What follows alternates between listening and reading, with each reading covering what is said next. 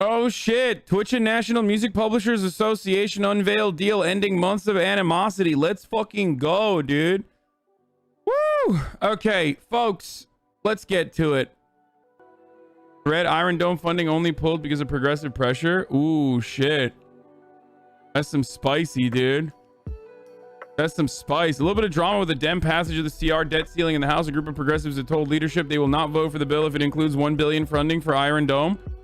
The flap has led to the Rules Committee to go into recess. Update: source confirms that Representative Pramila Jayapal told her fellow progressives on call today that she will meet with House Speaker Nancy Pelosi today. That's crazy. But they don't do enough, dude. I mean, they're just bad. They're fucking fake. Like, that's not how Congress is supposed to be building the fucking Vanguard Party. So like chipping away at this a little bit, even that is not enough. I mean, it literally isn't, by the way. This is like marginal improvements, but oh, never mind. McGovern reiterated that the Iron Dome funding will be in the final appropriations package. Rose DeLauro reiterated that the Dem commitment to funding the Iron Dome in the next fiscal year, so it didn't work. They didn't even do that. The Iron Dome funding has been removed from the CR debt limit bill, though. Here's the new CR debt limit text: sans Iron Dome.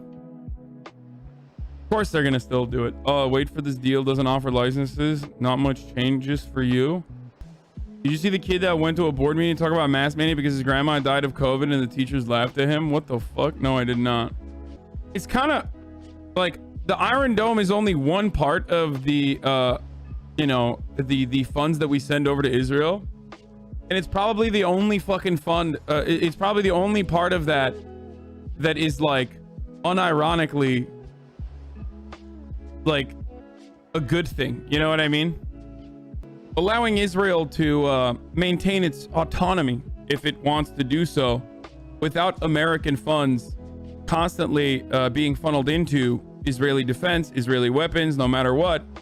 That's a good thing. Iron Dome, weapon systems, the $750 million weapons, the arms deal that Biden facilitated in the aftermath of that fucking 15-day massacre in Gaza.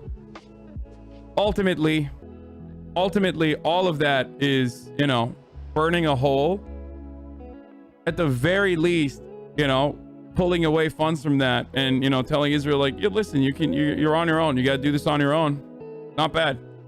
Good thing. We watched this? Oh, we did watch this, yeah. Jesus, it's iron, not Iran. Schumer compares Biden's refugee policy to Trump's on the Senate floor. Dude, Chuck Schumer is such a pussy, though. Like, I'm gonna be honest with you guys. I'm like, there's two things that he did that I just like am really frustrated by. So, you know, I guess like we have to live our lives by the Senate parliamentarian, an unelected appointed position.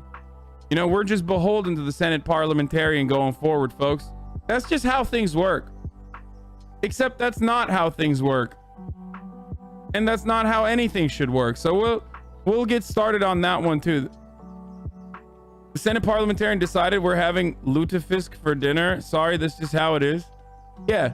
Today when your mom is like, hey, have you taken the trash out? You can just tell your mom like, sorry, mom, Senate parliamentarian overruled you, says that I don't need to take the fucking trash out. Because that's just how it is. What is this? Please hear me out. I think that Ninjite really should get unbanned because he's a really cool chatter. And oh my god, I'm gonna double ban him now. Simpjite went to Mafia Jinx thinking that like Mafia Jinx could plea for him to be unbanned from the chat. It's never happening now. There's no shot. Does a lot of nice stuff for everybody and means no harm or maliciousness and is no, he doesn't. He's just fucking annoying. Simply just a good person, and you should let them back in to your community. Please don't ban me for asking you. No shot. All right, the band continues. Lyric talking mad shit. Here comes the Turkish people. Oh, you guys think you have a kebab umbrella? Like, where did your guys' heads become so fucking big where you think you have the fucking umbrella over the kebab kingdom, you fucks? All right, get the fuck out of here. Wow. This is war. Get the fuck out of here. You guys got no fucking umbrella. Wow, dude. We do. You do Lambo, Adam. Turkish people be like, I don't understand what he's saying, but he said Turks. I don't like. He said kebab Turks. I don't like it. You do, abi. Sargon's response to Sean. What? I don't fucking care, dude. Why would you ever send that to me? Like, folks, first of all, let's get started on this. IATSE, Hollywood Union, is calling for a strike authorization vote by crew workers. They're probably going to get it, too. That's right. It's about to pop off. The vote, which will allow International Union President Matthew D. Loeb to order a strike if members authorize it, will be nationwide according to the union. IATSE is about to hold a strike authorization vote amid stalled contract talks.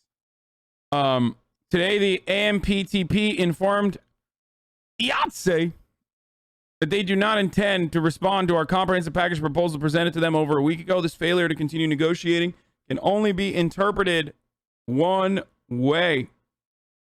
They simply will not address the core issues we have repeatedly advocated for from the beginning. International Union President Matthew D. Loeb and 13 West Coast local leaders wrote in a message to members on Monday. As a result, we will now proceed with a nationwide strike authorization vote to demonstrate our commitment to achieving the change that is long overdue in this industry. The vote, which allows International Union President Loeb to order a strike if members authorize it, at the very least, pertains to all 13 West Coast local of the union that are currently in talks for a 3-year basic agreement. This is the International Alliance of Theatrical, what is it? Hold on. Stage employees, I think. I don't know. TYT is actually unionized by IATSE as well. They are the stage employees. The International Alliance of Theatrical Stage Employees are currently talking to the they're moving picture technicians, artists, allied crafts of the United States. It's everybody. It's everybody on background. It's everybody that works behind the scenes.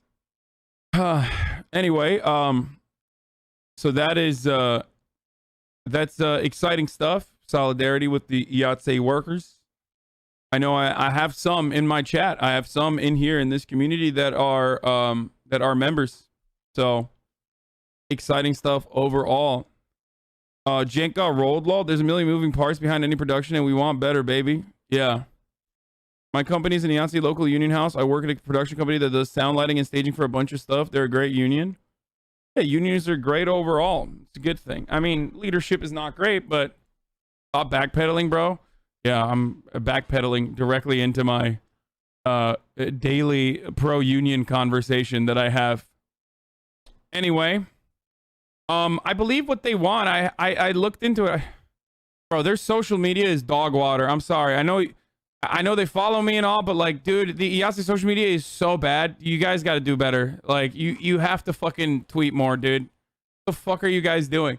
Like, if you literally go to their Twitter, look at this. It's just like, maybe they posted more since then, but oh my God, dude. It's like, you can't even fucking tell what the fuck's going on. You can't tell. Okay, this is like all new. This morning I was reading up on it before, like when the announcement was coming. Okay, this morning I was reading up on it before the announcement was coming, like when I first woke up, and there was like nothing. They were just like retweeting some people saying like solidarity with the union, but I was like, so what is it? Like, what are the demands? Stuff like that. You know what I mean? Like, anyway, luckily they're posting more now. If you're enjoying the Emmys, please. This was like the last thing that I saw. I was like, or these two were the last things that I saw. And I was like, dude, what do you guys do? Or no, Adam Conover too. Like, what's going on? Like, I need to know what's happening. I'm currently in production. I stand with the IATSE. Our crews are asking no more than weekends off, a good night's sleep, and a living wage. The AMPTP is unwilling to provide that bare minimum. Tells you everything you need to know. Give them hell. Film crews work harder than most people outside. Look at that, dude. Jeffrey Wright. Okay. Film crews work harder than most people outside the biz would ever imagine. Relentless long hours under the dollar's pressure to get it done right and right now. Not letting my IATSE colleagues down is part of what drives me on a set. Matriculate that ball down the field with them 100%. Go read anonymous horror stories on IA stories on Instagram. We need change. Oh, behind the camera anonymous stories. Film entertainment workers can share their stories about the issues affecting them to build solidarity across news and crafts. I recommend calling your local office holders to let them know about a potential for a strike. Just reached out for a state senator and their office wants us to get in touch so the senator can show us support. Read Noah on a Boat's chat history. This is your fault, nephew. TYT should not be unionized. What? Why are other chatters like fucking sending me other bad chatters? Like, what are we doing now? A lot of the strike is from all the streaming movies that are coming out. The profit from movies on Amazon, Netflix, etc. do not contribute to their pension for retirement. Tweet your support. I'm not, dude. I'm scared. I'm scared to tweet my support, dude. Just kidding. Tweet your support, he says. Yeah, Jeffrey Wright, I'm surprised, is like pro Yahtzee, considering how much of a lib he is and like how anti-Bernie he is. But, you know, cool that he's pro-union. That's the thing, though. Like, Hollywood is one of the fucking industries that is like heavily unionized. Okay, you got SAG, you got AFTRA, you got Yahtzee, you got all these like different things, and it's a good thing. Like these are massive moneymaker industries that are robust, they're successful, and protecting all of the parts of production, all the parts of producing that content is a beautiful thing. It's a wonderful fucking thing, and it's a good thing, and it should stay that way. And guess what? You can still have a multi-trillion-dollar fucking industry while simultaneously having nearly every facet of that industry be well-paying or decently paying unionized labor. God damn, dude. And if that shit didn't exist, these people would die, bro. Like, they would literally fucking murder everyone. Like, all the best boys, all the key grips, all the funniest fucking terms that sound like sex terms, all those positions, they would just be dying like left and right. Yes, that's right. For those of you who don't know, best boy is a real term. That's a real thing. When I first found out, I was shocked. Key grip, best boy, gaffer. There's a lot of weird terms for a lot of the positions that people work in this industry. Are you calling my industry? Why are you calling my industry weird, Hassan? The internet doesn't surprise me anymore. Just what? Hassan anti-fluffer? Yeah. Anyway, they show the terms and the credits in the movies. Yeah, I know. It's just like funny and interesting. Okay, so they finally released this. We're fighting to ensure that most powerful media corporations on the planet treat the film and TV workers who produce their content with basic human dignity. Retweet if you stand with us in this fight. Okay. Yesterday, after months of negotiating, the Alliance of Motion Picture and Television Producers announced it does not intend to make a counteroffer to our most recent proposals. Really dumb. What a dumb time. If there has ever been an opportunity when there's a fucking tight labor market, if there's ever been a moment for unions to take action and actually stress the companies that they fucking work for, it is right now. We have a massive shortage. We have a shortage for service industry workers all around the country. We just have a tight ass labor market regardless. Okay? So tight that I sometimes forget that the top of the hour ad break is upon us. Okay? But what I don't forget at the very least is informing you that you don't have to see those ads. You can have an ad-free broadcasting experience. All you need to do for that is subscribe. You can subscribe for $4 because it's September. You can subscribe for free with a Twitch Prime if you have an Amazon Prime account. You can subscribe. If you don't want to subscribe, though, you can use an ad block or a VPN. You don't have to subscribe. You don't want to. But here's the 1-minute ad break now. The vast majority of time and money in modern movies spent in post-production, yet those digital artists get rolled. They have no union. Even places like Pixar and ILM screwed over workers and wage suppression schemes and is really exploitative. Oh, yeah. Yesterday, after months of negotiating, okay, so the AMPTP has failed to work with us on addressing the most grievous problems in their workplaces, including unsafe and harmful working hours, unlivable wages for the lowest paid crafts, lack of reasonable rest during meal breaks between workdays and on weekends. Additionally, workers on so-called new media streaming projects get paid less, even on productions with budgets that rival or exceed those of traditionally released blockbusters. Streaming is here. New media isn't so new anymore. It is incomprehensible that the AMPTP, an ensemble that includes media megacorporations collectively worth trillions of dollars, claims it cannot provide behind-the-scenes crews with basic human necessities like adequate sleep, meal breaks, and living wages.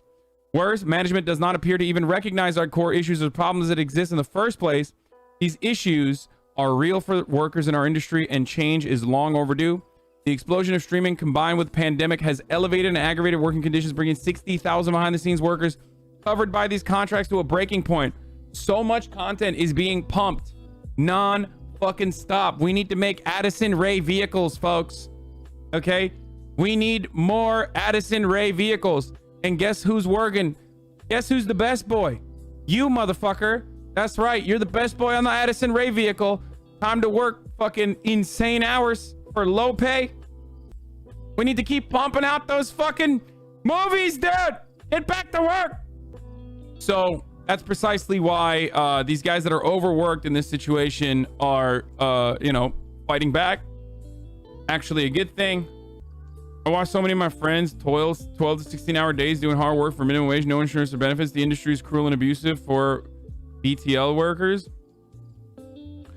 We risked our health and safety all year working through the pandemic to ensure that our businesses emerged intact. Now we cannot and will not accept a deal that leaves us with an unsustainable income. In response to the AMPTP's tactics, IATSE members are mobilizing in preparation for a nationwide strike authorization vote to demonstrate our commitment to achieving change that is long overdue in this industry. Fuck yeah.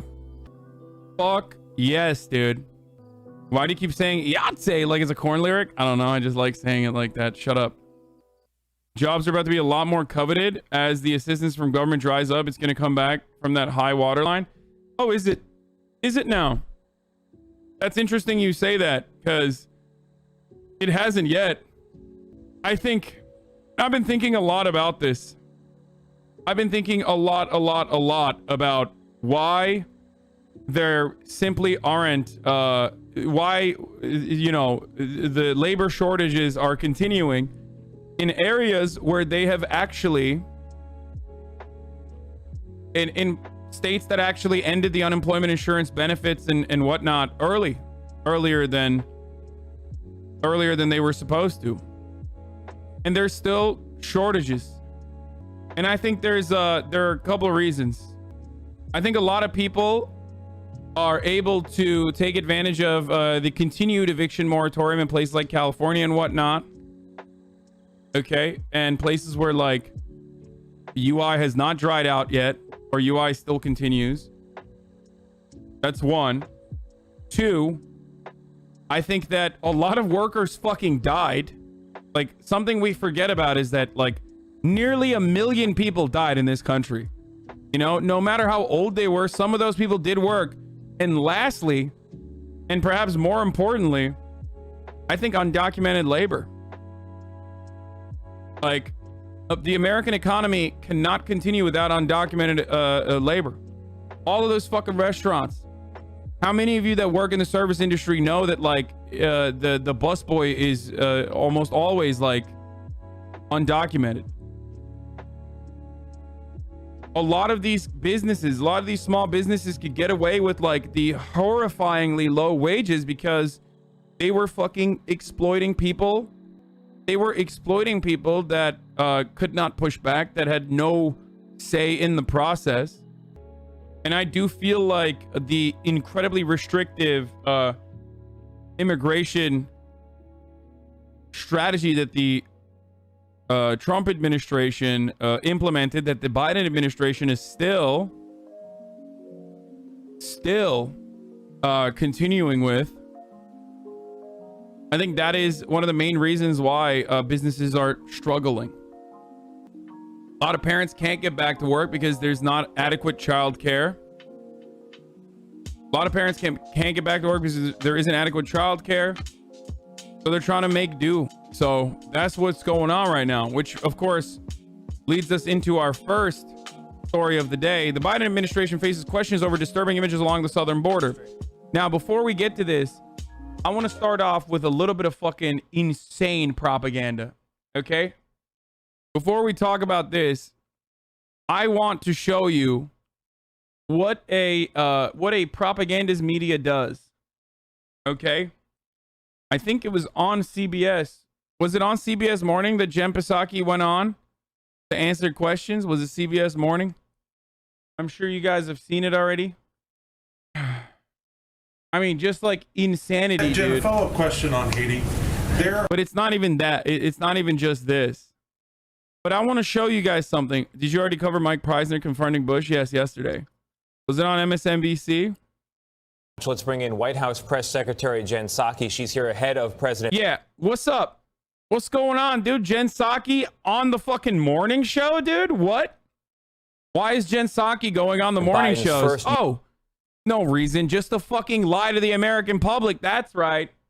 On behalf of on behalf of an administration that is continuing on the white supremacist, white nationalist immigration policies, the white nativist immigration policies that the previous administration put in place.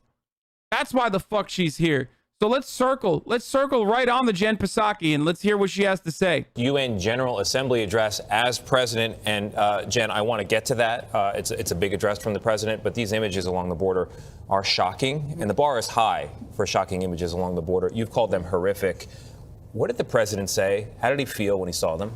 He also felt they were horrific and horrible. I don't know anyone who could watch that video and not have that emotion. Last night, our Secretary of Homeland Security put out a statement conveying there'd be an investigation, that he's going to send additional personnel. And I think it's important for people to know this is not who we are. That's not who the Biden-Harris administration is. And we're going to... Dude, I fucking hate liberals so much, dude. Oh my fucking God, okay? Every goddamn liberal that follows me in my DMs was like, actually, those aren't whips, sweaty. Those aren't lassos like the slave patrols had. That's just the reins that he's using to hit these Haitian asylum seekers, these refugees, these people that are seeking help from the American government foolishly. Oh, dude, fuck, man. They're reins. He's whipping them with reins, not an actual whip. Never mind, I guess. I guess then it changes the dynamic dramatically. Thank you for correcting me, sir. Bro, they literally are getting fucking food from Mexico because they can't even go and get it in America. They're getting aid from Mexico. They're going back into Mexico, getting food, and then coming back to the fucking underpass that they're staying in. And you got racist ass fucking cowpokes over here whipping them with their fucking reins, dude. Get the fuck out of here, you psycho. You can never, ever defend a single part of this, dude. This is just white supremacy working. Can you imagine? For all the liberals that are watching me that don't recognize it, they're like, duh, I don't get it. Like, Joe Biden is always good. So, explain to me how you would feel if the Trump administration had these exact same images. Like, how fucking angry would you be? How angry would you be if the Trump admin was whipping black migrants that are seeking shelter, that are seeking help in the aftermath of a gigantic fucking earthquake that murked half their country right after political turmoil that we played a significant role in, by the way, and an assassination of their president? Like, can you imagine, dude? Oh my God, every show would be like, this is Nazism, this is racism. People would be going over to the fucking border and crying. That's crazy, man. That's actually crazy when it's like, is Mexico not letting them in? Dude, Mexico does not have the capability of helping these people. They're coming over from Mexico. A lot of the Haitian migrants that are here right now, the ones that we were speaking of, originally went to Brazil. Okay? And when the opportunities dried up in Brazil in the aftermath of the Olympics, they went over to Chile. They went over to different parts of Central America. And they could not make do. There was a lot of fucking racist sentiment launched against them. Then now they're coming into the United States.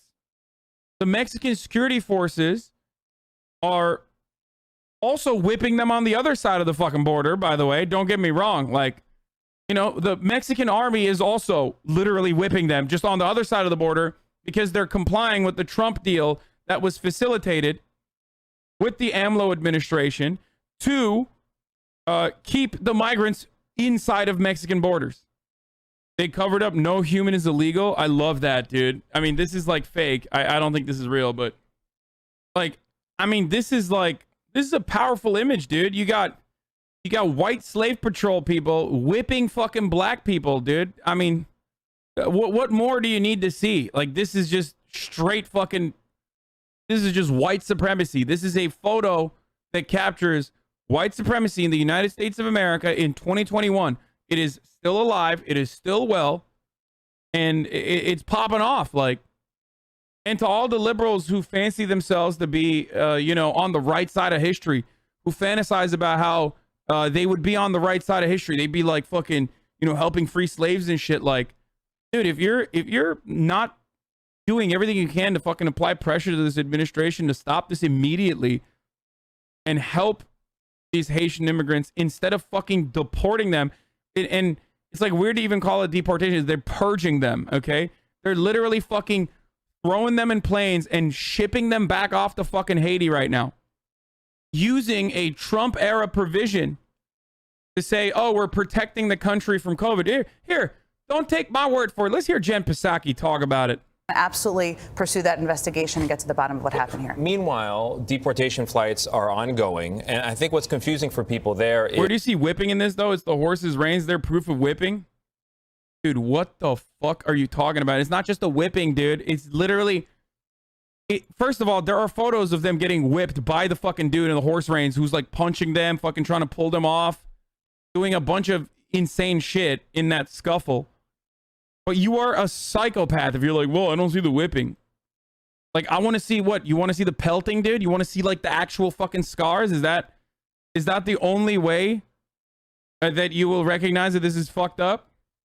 You watch people getting rounded up like fucking cattle by some yee dipshit who fancies himself a fucking cowboy, and you're like, I don't know. Secretary Mayorkas back in May said to Haitian nationals already here, we know things are so terrible in your country that you're going to get a temporary extension. We're not going to send you back. Mm-hmm. Your case is going to be ongoing. You're going to be here. Shouldn't that same idea apply now?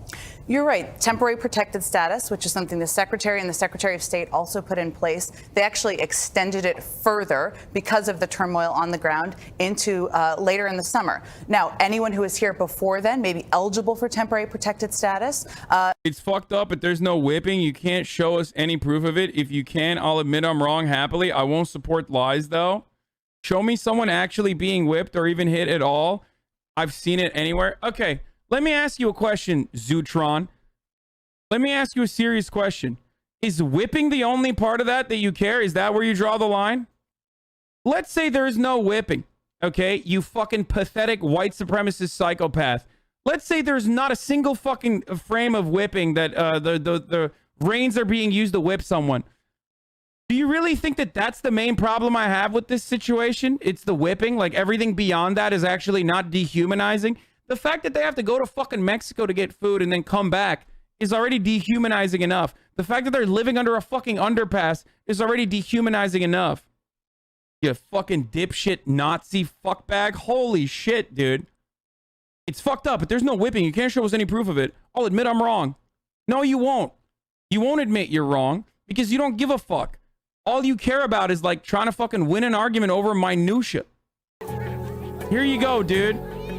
Are you fucking happy, dude? Is that good? Are you excited now? Was that the only fucking problem? Now they're going to be like, well, it's actually hitting him with the reins. It might have been an accident. He can't admit that he's wrong because I banned him already. Dumb fuck. I don't want that kind of fucking idiot in here. It's hard for Chuz to understand the struggle of immigrants because they don't see them as human, just third-class subhumans. Is so aggravating. Yeah. It's so strange. Like, it's such a fucking strange thing to like... It's such a strange thing to hyper-focus on, dude. Like, you see these dudes rounding up migrants like they're fucking cattle and, like, beating them and shit, okay? And, like, even the horse trampling alongside them is terrifying enough. And your hyper-focus is like, are they actually whipping? God damn, dude. It's some real fucking... That's some real mayonnaise monkey shit right there. Fuck, dude. Absolutely. I'm sorry. Actually, I don't see the whipping, so, sir, that could be anything. Fucking idiot. If that's your focus, you're gone, dude. Your and we're brain is looking into that. gone. People may be eligible for that. But right now, we also have to implement our laws at the border. We also want to protect people, both in that community, but also migrants. One of the challenges as we're... Bro, saying we want to protect migrants is literally the Trump administration's bullshit fucking line. Okay? Oh, we want to protect the migrants. And that's how we protect the migrants, by sending them, by tossing them into a fucking plane and shipping them back to fucking Haiti. That's how you protect migrants. When they're literally coming into this country and going, please help us. Instead of offering them due process, instead of accelerating paperwork, or even offering them the opportunity to put in fucking proper paperwork for asylum seeking, we're just like, get the fuck out of here. Get the fuck out of here. We're going to lock you in a fucking plane and just ship your ass back to Haiti. That's how we help the migrants, dude. This is exactly what the Trump administration said and did. We're all facing a pandemic here, is the gathering of so many people. We're still implementing Title 42, which means that we are going to send people out of the country who come in as we implement that. A COVID safety protocol. Exactly. But did you say that it's possible that that extension that applies to Haitians already here could apply to those coming across the border now? Well, Tony, it's already been extended because of the turmoil on the ground. It was early. Oh, yeah, dude. Hey, what's up? Wait. Let's run that back. Sorry. I love that the media like actually asks like good questions every now and then. Possible. The country who come in as we implement that. A COVID safety protocol. Exactly. But did you say? Yeah, COVID safety protocol, dude. Hey, here's COVID safety protocol. Literally fucking inoculate every single migrant that comes in. There you go. Inoculate and quarantine. What's the problem? Yeah, they would fucking love that. I'm sure that like, first of all, there are millions of unused vaccines, okay? There are thousands, hundreds of thousands of unused vaccines all around the fucking country. Go ahead. Give it to the Haitian migrants, dude. I promise you they would love that. Okay? There you go. Problem solved. Quarantine, vaccinate, and quarantine. 14 days. And then after that, boom. Accelerate paperwork and move them over to permanent housing, or at least temporary housing for the duration of the paperwork. You kidding me, dude? Nothing. This is bullshit. This is absolute bullshit. That it's possible that that extension that applies to Haitians already here could apply to those coming across the border Well, now? Tony, it's already been extended because of the turmoil on the ground. It was earlier this Yeah, they extended it because, you know, there's a lot of turmoil on summer. the ground. That's something that the Secretary of Homeland Security and Secretary of State do look into. But again, as we look to the photos, not just the ones you referenced, but of all of these families and people under the bridges, we wanted to also take steps to implement our laws and to protect a lot of them from the spread of COVID. Hold on. I'm gonna do it right now. We are a nation of law and order. We are a nation of borders. The only difference between Jen Psaki's rhetoric and also her defense is that she's not saying that these guys are dogs. Okay, that's it. The only difference between her and Donald Trump is that she's not saying these guys are not human, they're dirty, and they're fucking, you know, coming from shithole countries. That's the only difference. And if you hyper focus on that as a fucking standalone to say like, well, you know, okay, well, that's still different. That's still important. Okay, who gives a fuck, dude?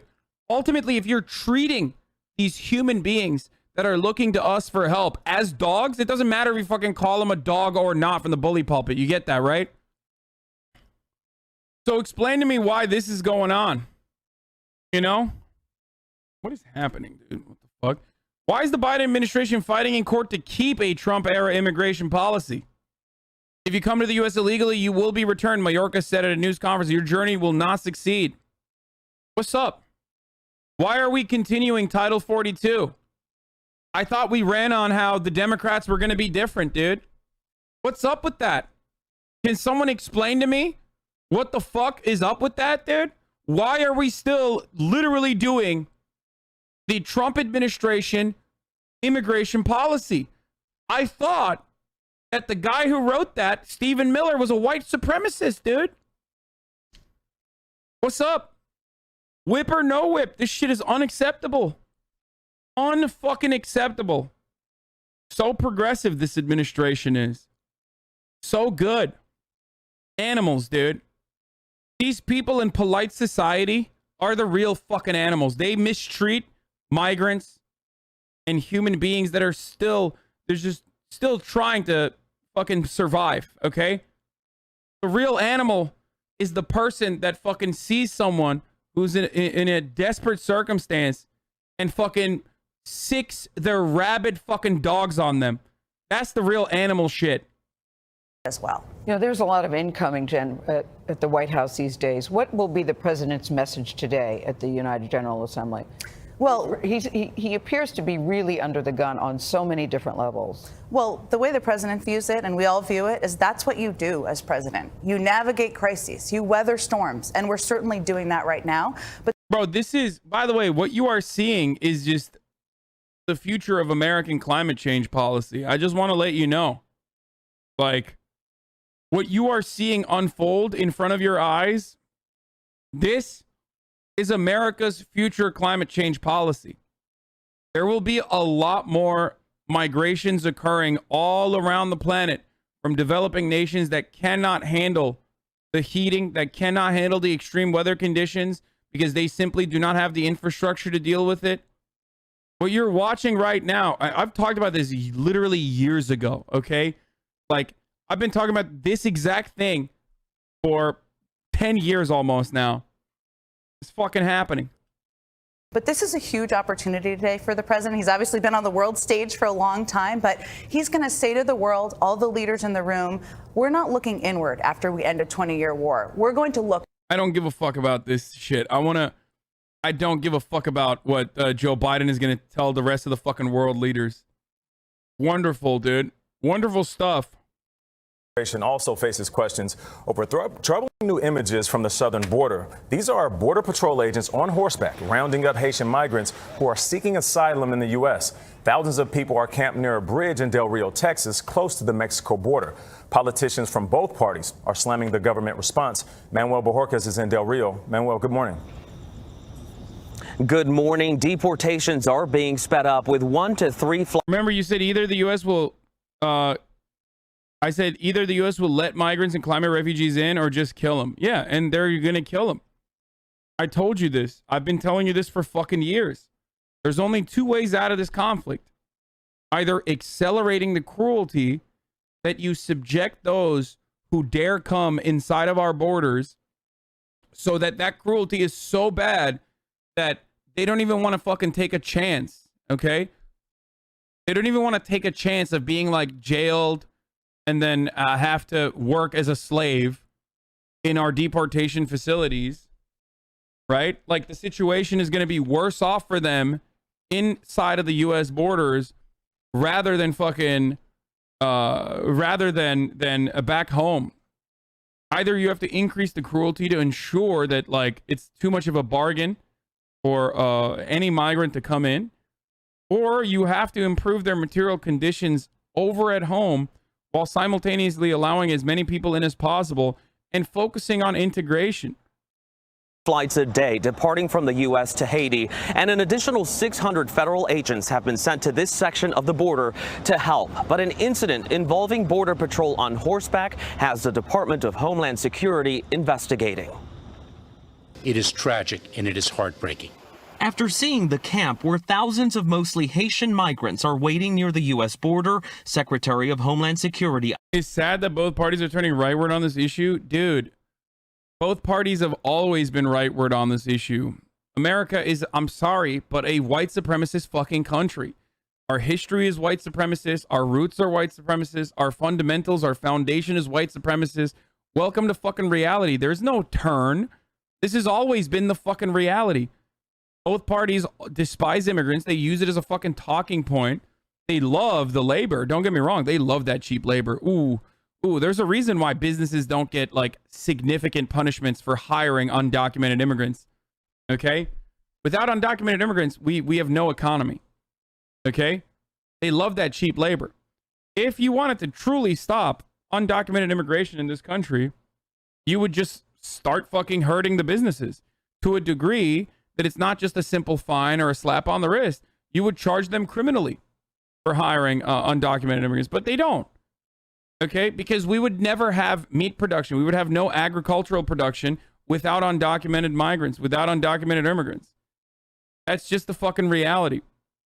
And the real way to fix that problem is not by continuing this double-tiered system where, like, the American workforce that's documented is already being exploited and oppressed, but then they're constantly threatened with a never-ending refilling labor pool that will work for much, much less for way worse conditions. It's to actually document everyone and allow everyone to unionize so they can fucking advocate for better workplace conditions, better safety for all workers. But no, it's a lot easier for capital owners to pin American documented workers against the undocumented laborers over and over and over again while they take up a larger piece of the pie every fucking day. The entire pie is there for the taking. You just can't even recognize it because you're too focused on, like, these people that look different than you, these people that, like, you know, sound different than you, that you've been told are bad and evil and wrong and dirty, they've been dehumanized, are coming in here to steal your fucking job and take away, like, the tiniest fucking fraction of that pie that you're already given. It's bullshit, though. And by the way, if there's fucking any, if there's any truth, look at the situation right now. Look at the labor shortages that people are fucking screaming about, dude. They don't want to fucking do that. They don't want to work. Nobody wants to work at those fucking dog shit jobs for dog shit fucking conditions for dog shit pay. That's the reason why fucking people are screeching and crying. That's the reason why the Chamber of Commerce, like, please, like, at gunpoint, send these fucking, you know, American citizens back to work. It shouldn't be this way. Alejandro Mayorkas issued this stark warning. If you come to the United States illegally, you will be returned. And in one case, an agent on horseback can be seen grabbing the shirt of a migrant, appearing to whip him as he desperately tries to escape. But Mayorkas was also asked to respond to images like these. Border Patrol agents on horseback seen trying to keep He's, like, literally trying to whip them as they're getting away from crossing into the country. As one group tried to pass, an agent said this. Hey, you use your women? This is why your country. In a statement, a spokesperson for the Department of Homeland Security called the footage extremely troubling and said DHS is investigating the matter. Aquí a los Estados Unidos, how difficult was that journey? Some of the migrants who do qualify for asylum have been allowed in, like Ralder Valsan. And why did you leave? ¿Por qué saliste de Haití? Porque mi país no tiene buena seguridad. There's no security in Haiti. Sí, por eso salimos y a buscar más vida. Looking for a better life, una mejor vida. Javier Martinez Jr. is a lifelong resident of Del Rio. He says citizens in his city fear possible shortages of medical care. We are a population of 35,000 or more. Now we're accommodating over 10, 13,000 more. Our little HEBs, our little Walmarts are not, you know, at capacity for that. So our shelves are being a little empty now. Martinez says the closure of the international bridge connecting Del Rio, Texas to Ciudad Acuña, Mexico is having an economic impact because workers from Mexico who are allowed to work here and cross daily into the U.S. are unable to do so, and some businesses are finding it difficult to operate. Tony? Manny, thank you very much. Tonight. Don't come to the United States illegally. That is a strong message from the DHS secretary tonight, as more than 10,000 migrants are still living under that bridge in Del Rio, Texas. It comes as new video shows law enforcement agents confronting Haitian migrants. I thought Haitian people spoke French Creole. What the fuck? They do, but a lot of the Haitian people had to learn Spanish because they first went to Spanish-speaking and Portuguese-speaking countries. Like, they went to Brazil, they went to Central America. Flores is out front. Questions tonight. Dude, I'm not gonna fucking hang out at the beach. You still got money to buy a Jordan PSG jersey? I can't even buy that. Dude, fuck off, dude. Jesus Christ. Imagine pocket watching some of the most fucking, literally the most marginalized person on the planet. Like, pound for pound, one of the most oppressed human beings on this planet right now. You're staring at him. on your fucking computer screen in America in your mommy's little basement, and you're going, oh my God, I can't believe he has a fucking jersey. Jesus fucking Christ, dude. Yeah, dude, a lot of people have fucking fake shit, okay? I'm just gonna let you know. Even if it was a fucking genuine jersey, who gives a fuck? About this video appearing to show Border Patrol agents confronting refugees aggressively on the Rio Grande. I don't think anyone seeing that footage would think it was acceptable or appropriate. The conditions under the International Bridge in Del Rio, Texas, a border town 150 miles west of San Antonio, also raising eyebrows. Have you seen anything like this before? No, this is the first. Thousands of migrants living in makeshift huts, sleeping in the dirt, waiting their turn to get processed. Was America always so hateful to immigrants, or was it more recent development of Reagan-era conservatism? Dude, Ronald Reagan was a racist asshole, but America was always horrifying to immigrants, like horrible to immigrants. But Ronald Reagan would look like a fucking angel with respect to his immigration policy in comparison to the Democratic Party of today. Like, we were genuinely experimenting with amnesty in the Reagan era. Like, there was like a legitimate fucking conversation about amnesty. There was amnesty too. Like, he was still a racist piece of shit, and he was still awful to fucking immigrants.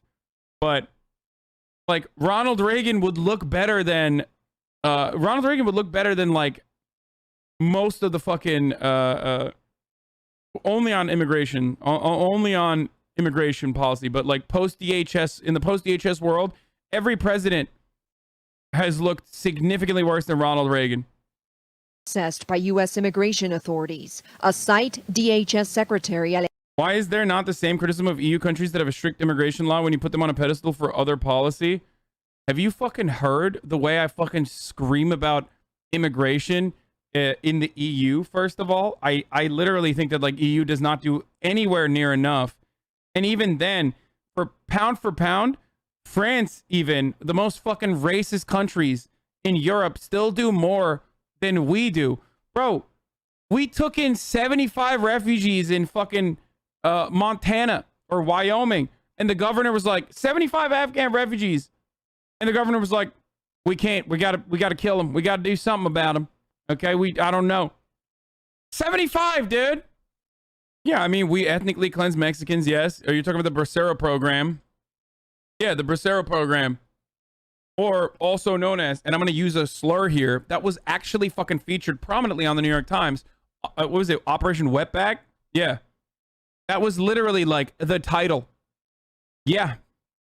Tell me about how, you know, the American government has historically always relied on Latino immigration and migrant labor, always, only to fucking turn their back on every single person that worked here, that was trying to, you know, make a better life for themselves, only to fucking literally just like ship them off to like random parts of the country, just like horrifying shit.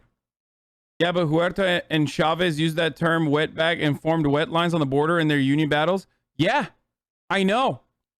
And I fucking disagree with that too. I'm aware.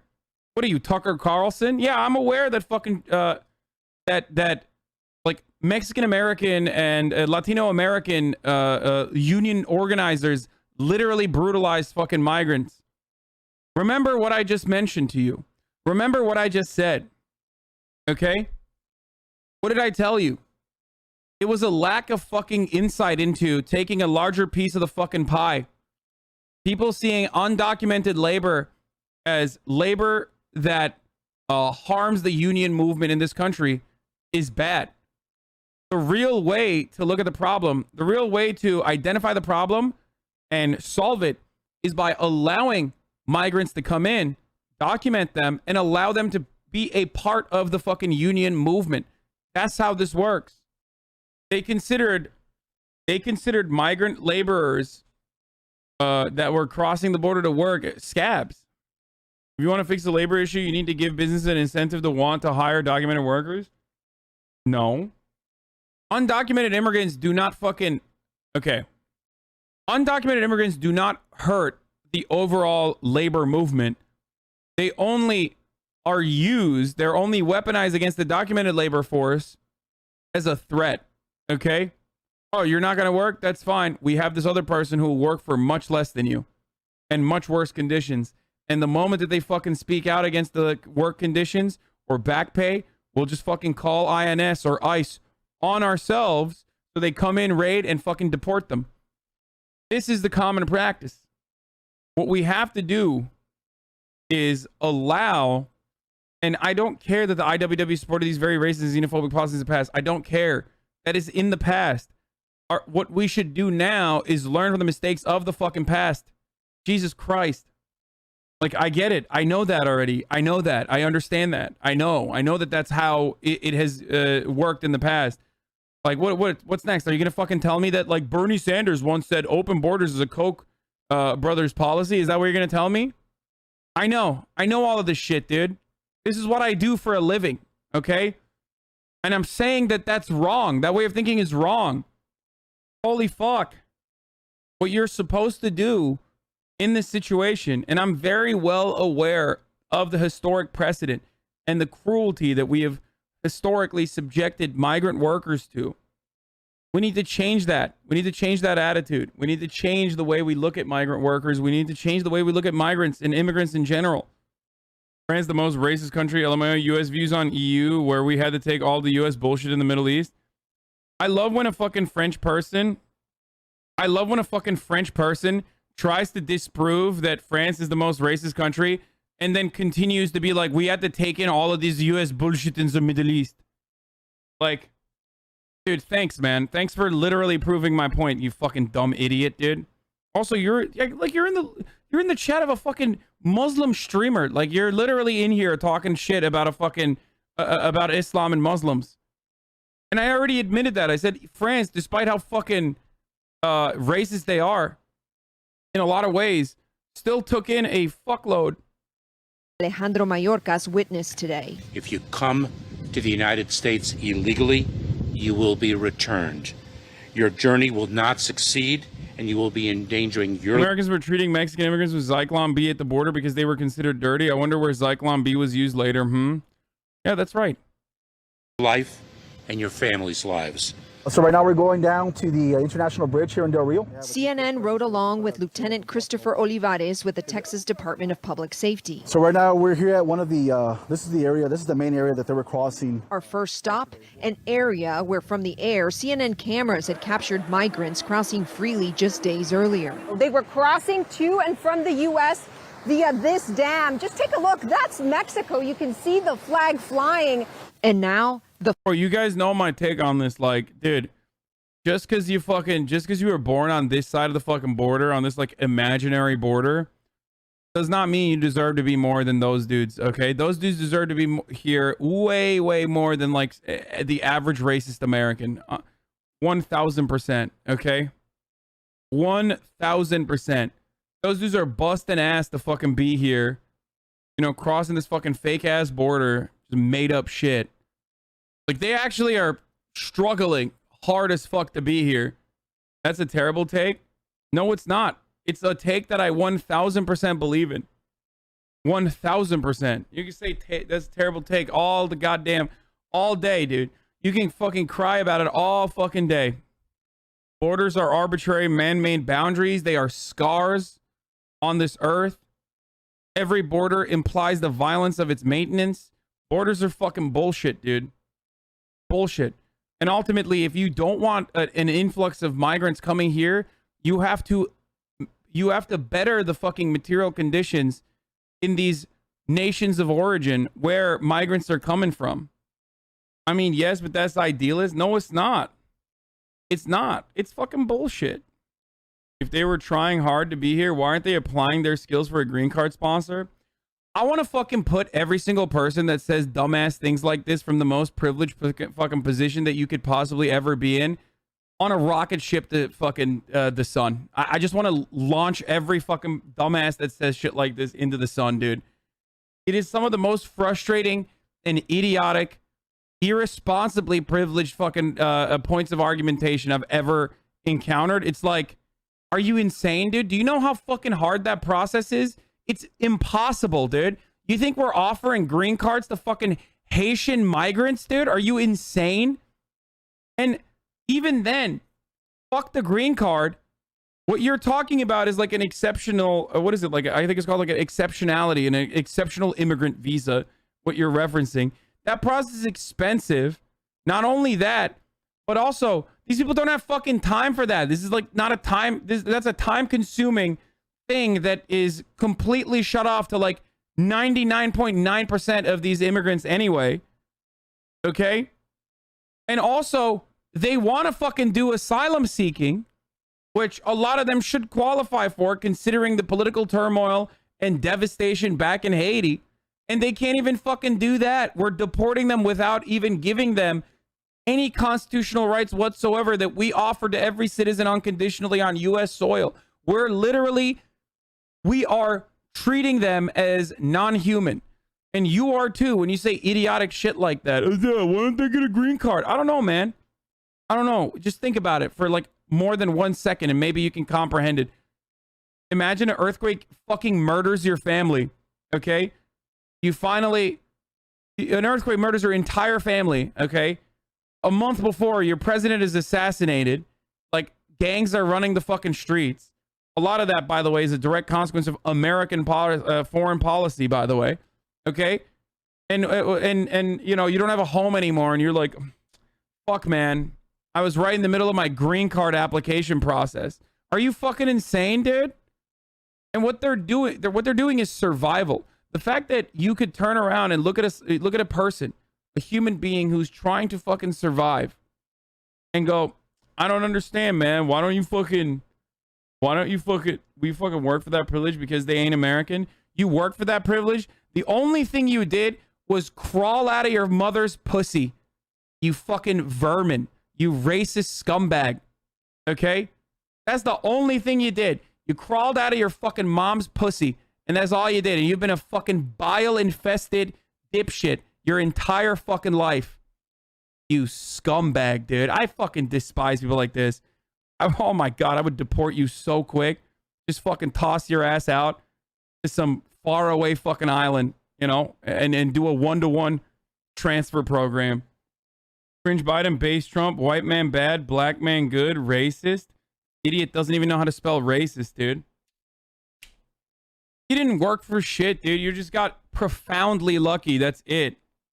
The flow has stopped. God damn, dude. I'm just like, sorry. This is the issue that, for obvious reasons, it gets me fucking very fired up because people just show their ass so regularly. It's just one issue where like so many liberals as well can just like openly be insanely fucking racist and get away with it in liberal circles too. Yeah, I mean that photo of like the no human is illegal crossed out is actually true. That's how liberals are. Why should they get civility if you can't be civil to your chat? I don't want them to be civil. I want them to be humane.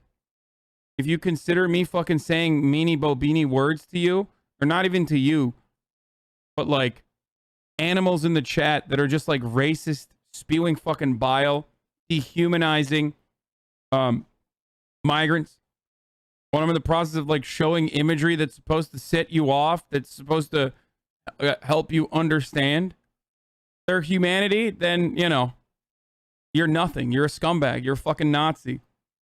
So if you run defense for them and be like, why aren't you being civil to the fucking Nazis? I'm gonna ban you too. You suck my dick, dude. You've been in here for 13 months. You know decorum is nothing when we're talking about human rights abuses. Most green cards categories have years, if not decade-long wait lists. That too, if you qualify for those categories, which no migrant or even well-educated immigrants do. Yeah, exactly. We are having a hard time bringing my grandma here, even when the rest of our whole family is citizens here. Just because my parents sponsored a cousin, my parents are not enough to sponsor her now. So we're trying to find another sponsor. We were told that after 3 years of process and interview, it's not easy at all by any means, even if you have direct family and citizens. Now imagine the struggles in a legal method process. I mean, yeah, like I'm an anchor baby, okay? My father is Turkish, like full-blown Turkish. My mother had citizenship. And she gave birth to me here on U.S. soil, so I would not have to go through this process. I was very fucking fortunate. My father now has American citizenship as well. He got a green card after the marriage and all that. And then he got a citizenship. So he's a dual citizen just like I am. But even in that situation, it's so fucking insane to me that, like, you know, that itself is, and we are fortunate enough to be from an affluent background, all this other stuff. We're fortunate enough to you know, have a natural born U.S. citizenship. It's wild to me that, like, it's fucking wild to me that, like, that process alone was, like, complicated. That is not available to so many of these people. These people just want to survive. They're trying to survive. Bro, stop saying Nazi shit. There's no Nazi shit in the U.S., only Australia. What? Austria? Oh, that's like a guy that I banned before, right? It's the same dude. Yeah. Anyway, I keep fucking repeating this, but Olivares says the sea of Texas state troopers helped secure the river.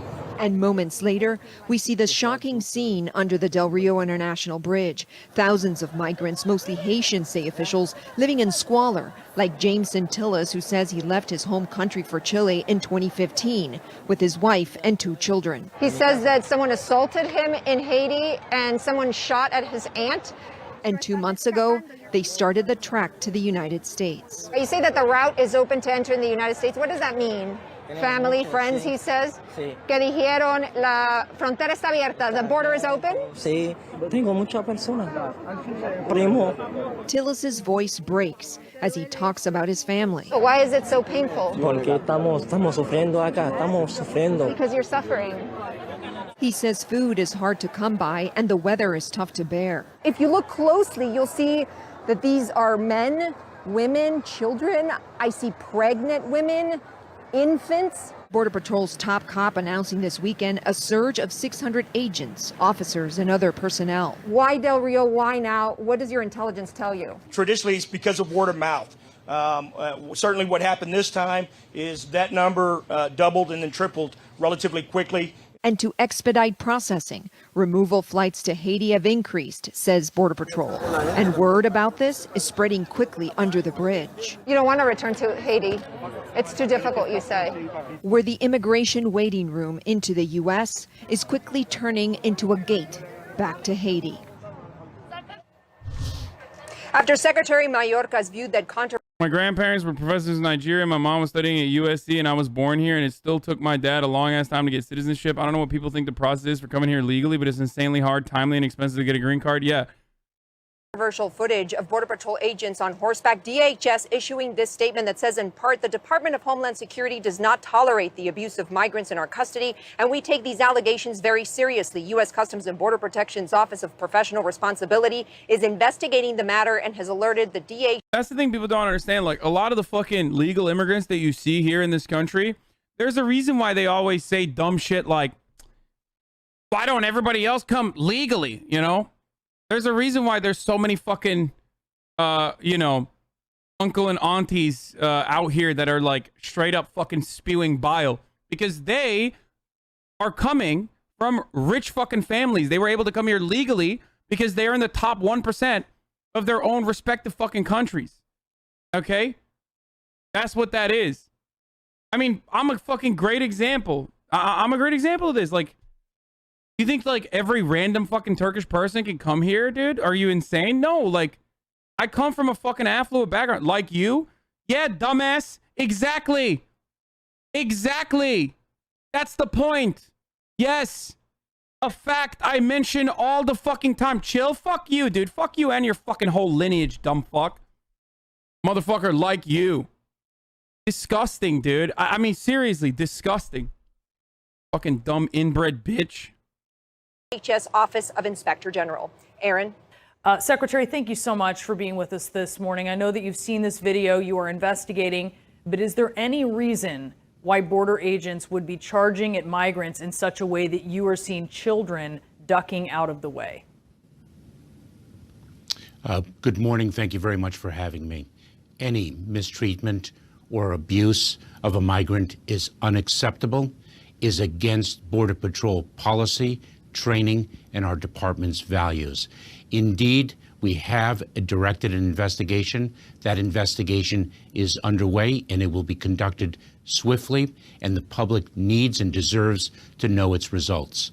I also have directed that the Office of Professional Responsibility be on site in Del Rio full-time. We will not tolerate any mistreatment of an individual. So abuse and mistreatment not tolerated. Is that abuse or mistreatment where you see... Relax, man. Anger solves absolutely nothing in one-on-one convos. You're probably just pushing them farther right. Pushing them farther right? I don't give a fuck, dude. We live literally in a white supremacist-ass country. Are you stupid? That kind of fucking attitude against immigrants, especially in the process of us like watching fucking footage of like the psychopathic Gestapo-ass Border Patrol brutalizing these people, is not going to be tolerated. I don't give a fuck about sparing the feelings of dumb, racist fucking hogs. Okay? Sorry, dude. I'm not going to spare the fucking Nazi supporters' feelings. Jesus Christ, dude. Yeah, dude. He was a racist, but he was going to have his mind changed, but now he's going to be more racist, dude. Okay, what's he going to do, dude? Go fucking, like, directly go and work for the Border Patrol? Is that what he's going to do? All right, fuck him. Children ducking out of the way, horses charging migrants, reins being used. We are very troubled by what we have seen. We are going to let the investigation unfold very, very quickly, determine the facts, and then we will take the action that is appropriate based on those facts. The facts will drive the conduct that we employ to hold anyone accountable for a violation of our policies. Okay, so I hear you saying that a horse charging near a child is not necessarily mistreatment. You're not ready to say that as this investigation proceeds. That is not at all what I have said.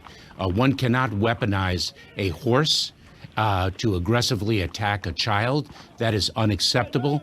That is not what our policies and our training require. Please understand, let me be quite clear. That is not acceptable. We will not tolerate mistreatment, and we will address it with full force based on the facts that we learn. Okay, what did you think when you saw this? When you saw this behavior on the part of the agents, when you saw them yelling at migrants, which, by the way, I would like to play part of what we saw, what we're witnessing on the border. Hey, you use your women? This is why your country because you use your women for this. You go, that way. Like, using their women in that situation, let me clarify something, because that is a perfect fucking frame of, like, again, white supremacist ass attitudes that people have towards the people seeking asylum, people seeking help in desperate and dire circumstances. That line in and of itself is wild. So first of all, he's saying you're using your women. What he's referencing there is the fact that a lot of the men immediately get rounded up and put on a fucking airplane back to Haiti. So because they can't find food here, like because they can't leave that area, they don't want to get arrested and deported, they have to go to Mexico to get fucking food. And women and children are able to cross the border to get food, because you can't be fucking dunking on and whipping women, because that's a bad look, even for the most, sympathetic liberals. Even at that point, they're like, okay, that's kind of fucked up, right? Remember what happened with the Trump administration. So women are the ones who are going back, getting the food and bringing them, right? The reason why that's occurring is because of the fucking racist ass immigration policy to begin with. The white nativist immigration policy to begin with. Nobody should be forcing to cross the border back to Mexico to get food to come back into the United States. Okay? So that's one. Two, seems like they're using one bad apple to slander the good name of every Border Patrol officer, as long as it's limited to one whip per migrant. Okay, very cool, man. I love it. I love whenever I get fucking riled up about a particular issue, and this one is like for obvious reasons. One of the issues that like is you know closest to the things that I get frustrated about personally. It's just like every time Nazis see me getting fucking riled up with this, but they just think that this is a great opportunity. How do you find the ability to still have love for this country? I don't love this country. I love the people, okay? And I don't love all the people, obviously. When you have experienced rejection by these people, I ask because this is something I've struggled with my whole life. I've been here since I was 8 and see this as my home, but I can't help to hate it with the amount of oppression and lack of opportunity I have went through here. Like, how do you balance those opposing feelings? You just have to fucking believe in you have to believe in your fellow Americans, because there's like a lot of awesome people. Look at this fucking community. There's hella Americans in here that aren't Nazis, you know what I mean? That feel the same way that you do. You like to quickly label everything white supremacy. Aren't these guys just following their jobs?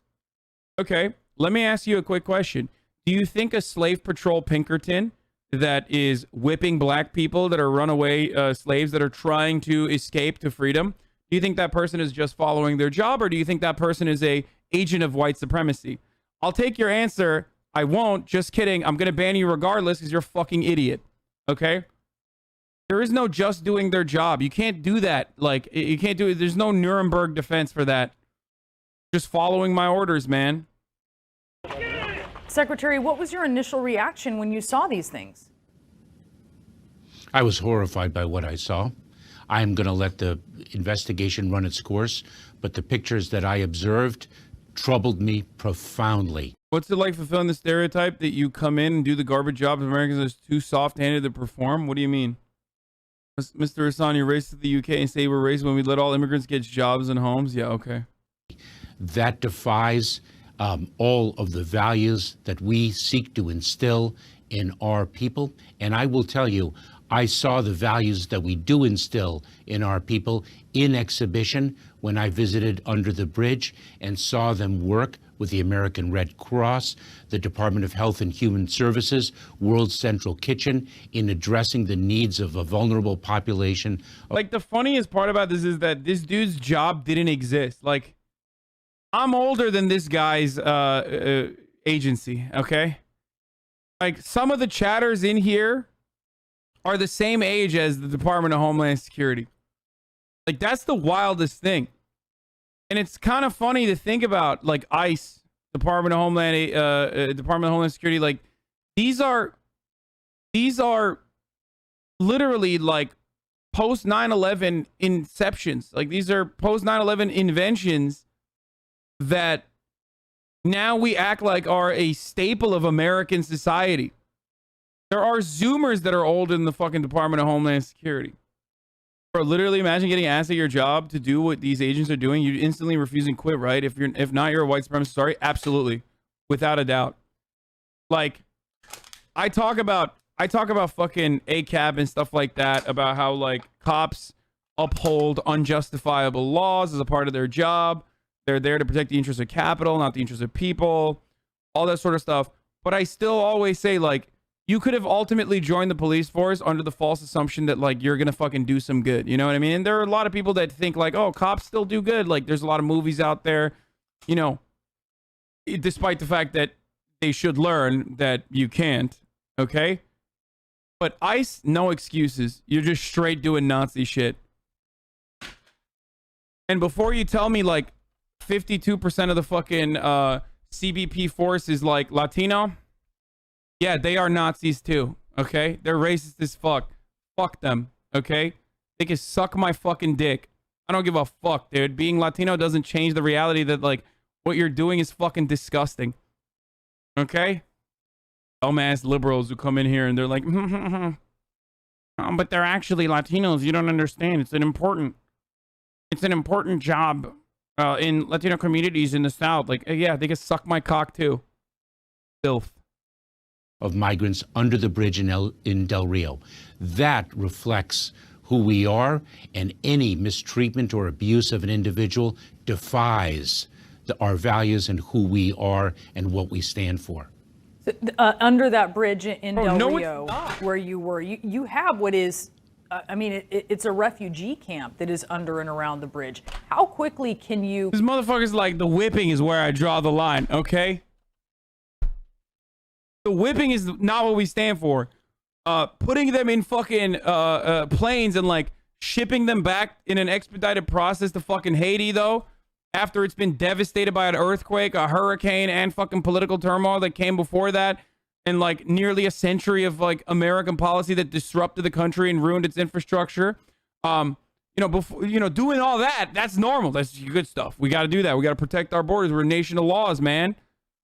But fuck, man, whipping, that's where I stop. That's where I draw the line, dude. Clear that, knowing that there are more migrants coming. So we have moved approximately 4,000, perhaps more, 4,000 migrants from under that bridge already. We are moving more migrants very quickly to other processing centers so that we can ensure their security and safety and the security and safety of the community. We are repatriating individuals. We expect to see dramatic change in the next 48 to 96 hours. Okay, and so deportation flights to Haiti have resumed. How many flights a day do you think, how many migrants will be deported under Title 42? What do you think about halting people coming in and deporting anyone and create a status for immigrants who are already here, myself included? I feel like there's a lot of people with a status, TPS, DACA, Dreamers, etc., have came within the last 20 years with no real road to citizenship. Citizenship is a lengthy process, but there should be something much faster just to help as many people as possible. Why halt the people coming in then? Like, asylum seeking is still a human right. I find that additionally hilarious. If you're a fucking if you have TPS right now, or if you're a fucking dreamer and you're like, I got mine, dude. My parents fucking dropped me off on this side of the border when I was like 8. So, can I just get my status? Like, let's just stop people from coming in, though. Why not both, dude? Like, how can you have that mentality? So we expect 4 flights to depart today. We are working very closely with Haiti and other countries to which the migrants are being repatriated. We have an obligation to execute on the Title 42 authority, which is a public health authority in a time of pandemic that is held by the Centers for Disease Control. We've been saying that's fucking bullshit, dude. That's bullshit.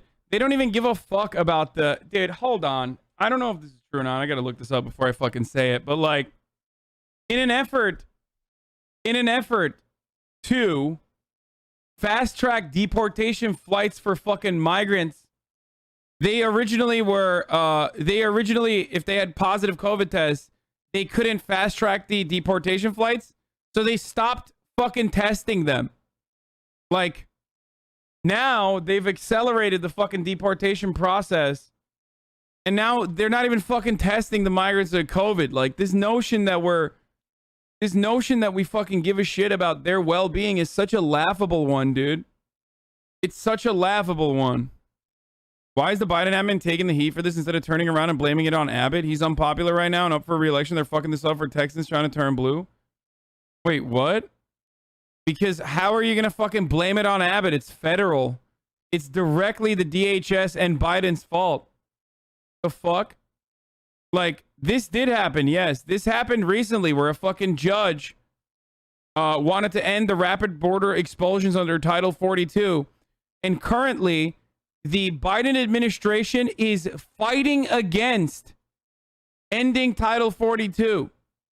The Trump era policy, the only fucking Trump COVID measure that the Trump administration used. It's nuts.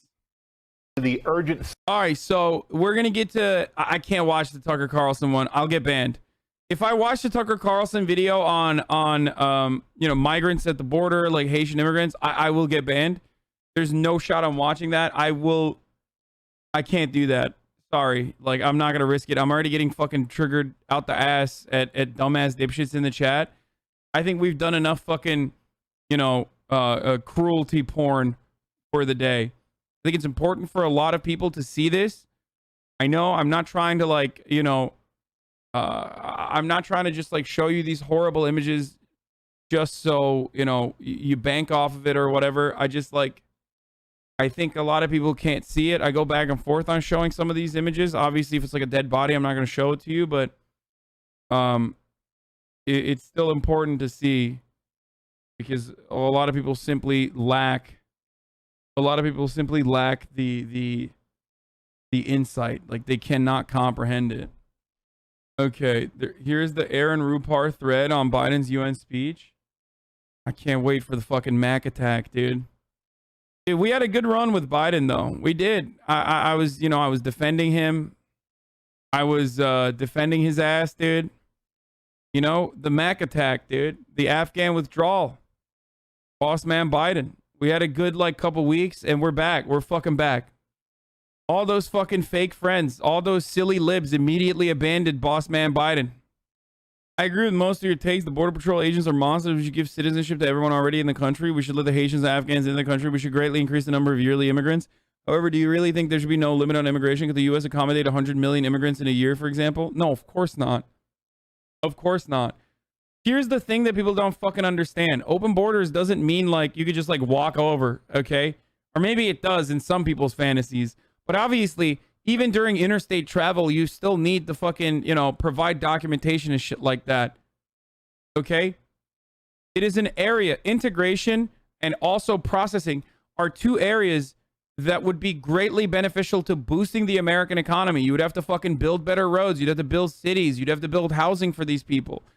Like, it would be massively beneficial to for America to open up its borders in a way that it hasn't thus far. Okay? And also, 100 million is like insane. That's an insane number.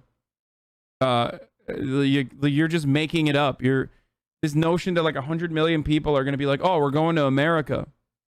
Like, people can't comprehend. It's like, dude, chatter, why don't you move from your fucking town to Los Angeles? Like, why don't you move to a massive city if you live in like Arkansas? Huh? Why do you live in Arkansas? Why don't you move to LA? Oh, it's not easy. It's like expensive. It's a costly endeavor, right? Maybe you don't want to leave your friends and family behind. Maybe you have a job already. There's a reason why we don't fucking travel in the massive swaths that we suspect immigrants are going to travel in.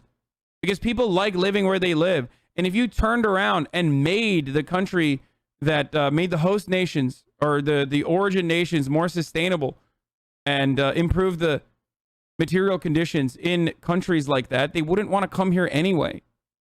It's so fucking stupid. Okay, dude, flaunting your wealth. That's what you got out of that? I am flaunting my wealth? That's what I'm doing? We don't move to LA because LA is a massive hellhole that represents the epitome of America's failure towards its own people. Okay, dude, you're so fucking wonderful. I got it. You're great. There are also material reasons why you don't move to LA because it's not fucking easy. Okay? The process takes time. It's scary. People don't want to fucking do it. Shut the fuck up. That's the same point. Now imagine moving into America when you don't have a decent command over the language, leaving your fucking friends and family behind. That shit's not easy. Only incredibly desperate people take that route. God damn, dude. That's the point, though. I don't move to LA to spare me the view of the drip that y'all wear there. Okay, guys, we got it. Everybody's really happy in fucking Arkansas and Oklahoma. I understand. Mr. President, we've all seen. We're going to move on from one area where the immigrants are that are coming in that are currently being fucked to another area where the Democratic Party is continuously still fucking the immigrants. Are you ready? I need to see the Misgive looking like a whole Chad. What a difference like a nice car makes for some of you guys. You see the R8 and you go, wow, that's sexy. It is sexy though. He does look good. 40% of your chat is from Ohio and Indiana, bro. No cap. These some Rust Belt takes, I swear. Oh no, I know, dude. I know the fucking rusty takes when I see them. Okay. Hey, my friend claims to edit for you. His name is Caden and says you call him Brody. Does this sound familiar? No. Read the dono, please. Oh, I know what this is. I have two editors. They came out of a rusty pussy, that's for sure. Okay, stop. That was the one thank you. Well, I read it. Your friend is lying to you. Okay. Where was I? I fucking totally forgot. Oh, I was talking about how the Democrats are fucking over immigrants right now. Yeah, the Taliban wants to fucking address the United Nations. Yeah. And they nominated their Doha-based spokesman, Suhail Shaheen, as the Afghanistan's UN ambassador. So, yeah, that's normal. I mean, they are a fucking nation. They are the government of a nation. Why wouldn't they fucking address the UN? Like, they're a nation that is also... Why don't you move to Canada? I heard it's really nice over there and almost everyone is nice. America's full of racist or bad people. I would totally move there in your position. I love being in America exclusively because it triggers the fuck out of dumb racist idiots like this. You know? Yeah, Canada, there's no racism in Canada, famously. So, in the most obvious fucking move, the Senate parliamentarian, this incredibly powerful person with awesome powers. Update: Maxime Bernier is even too racist for Quebec. Yeah, okay, we know. Okay. The Senate parliamentarian, with its awesome powers, decided that the Democrats cannot grant legal status to millions of immigrants as a part of the budget bill. Oh well. Oh well. Oopsie doopsie. What will we do? What the fuck will we do? That's crazy, man. Oh well, I guess we should just throw our fucking hands to the side and decide, you know, there's nothing we can do. And that's precisely what Chuck Schumer said. He addressed Congress too. Maybe not this one. I need to find it. Like, we need to. I'm trying to find the fucking video of Chuck Schumer like addressing the Senate parliamentarian. Let me see if I can find it. What can be in the... Can anybody? Maybe someone in the chat can help me. This. Wait. Let's see. And first, I want to say a word about yesterday, about the news we received last night from the parliamentarian. Last night's ruling was extremely disappointing. It saddened me, it frustrated me, it angered me, because so many lives are at stake. But make no mistake, the fight continues. Senate Democrats have prepared alternative proposals. We'll be holding additional meetings with the parliamentarian in the coming days. I've worked very closely with my colleagues, including Chairman of the Judiciary Committee, Senator Durbin, as well as our four Latino senators, Padilla, Menendez, Lujan, and Cortez Masto. Damn, bro. Fuck. Hey, boys, I guess, you know, we got the magical, mystical Senate parliamentarian. Unshakable, dude. Unfucking shakeable. I just did say no simp, but I so. Oh, I mean, he said the exact same thing here too, but yeah. Shit, dude. What will we do? What can we do? Oh, wait, we could just fire the person. We could just overrule. We could fire the person. We could fire her. Why don't we just do that? Like, what's more important? Upholding this, like, fake jurisprudence fetishism? This fake fucking interest in, like, you know, maintaining the sanctity of the Senate parliamentarian's power? Or just allowing millions of people that have been living on American soil to finally get out of the permanent limbo that they've been in, to offer them a broadly popular plan. Oh man, I don't know, dude. The Senate parliamentarian is basically like that fucking Cheeto. You know, that piece of Cheeto that's like holding the door together before the SWAT team rushes in and breaks the door. She's got nothing. It's nothing. The Bush administration yeeted the fucking parliamentarian an unelected position when they wanted to was it for the AUMF? No, right? I can't remember what it was for, but you know, they just fucking immediately yeeted them. It was for tax cuts. Yeah. It's over. Like, the Senate parliamentarian should be fired with a new one replacing them immediately. I do not give a fuck. Honest question, why are the Democrats so weary to utilize the power they hold? Because they don't care. Because they don't care. That's what. That's it. They love having the Senate parliamentarian be a fucking hurdle that they simply cannot overcome. Because if they were to just like if they actually cared, and if they actually pushed back, and they actually did shit, and they, I don't know, put the $15 minimum wage, for example, into the previous budget reconciliation, then they're hurting their capital owners. They're hurting their real benefactors, the corporations, the wealthy, the Chamber of Commerce. Yeah, key Senate official loses job in dispute with the GOP. Senate parliamentarian Robert Dove, the official responsible for enforcing the Chamber's rules and procedures, has been asked to leave his post after a dispute with the Republican leadership. There you go. It's not like, this is not like a real thing. This is not a real hurdle to overcome. It's not a real burden. It's not anything real. He was heated over FEMA. The final straw apparently came last week when Mr. Dove determined that a Republican plan to set aside more than $5 billion in next year's budget to cover expenses related to natural disasters could be removed from the budget unless Republicans could muster 60 votes to keep it. The reality is the Senate parliamentarian is a great great person to hold responsible for what the Democrats don't actually want to do. Like, they don't want to fucking offer amnesty. They're terrified that Republicans are going to use it against them over and over again. They'll never get elected. Okay, well then what good are you elected if you can't even fucking offer amnesty, which is already a popular position? Like, what are you doing? Just use the media appropriately to fucking whip the media, whip your own goddamn party, and fucking yeet the Senate parliamentarian. It's literally not that hard. You know, when someone doesn't want to do something, but they don't want people to know they don't want to do it, so they blame someone else? That's the Senate parliamentarian for certain Dems who don't want a $15 wage, pass the citizenship for millions of Americans, etc., but we have options. Some of the options are ignore and override the parliamentarian. Their determination is not a ruling, it's guidance. Fire the parliamentarian. GOP did this in 01. Yep, exactly.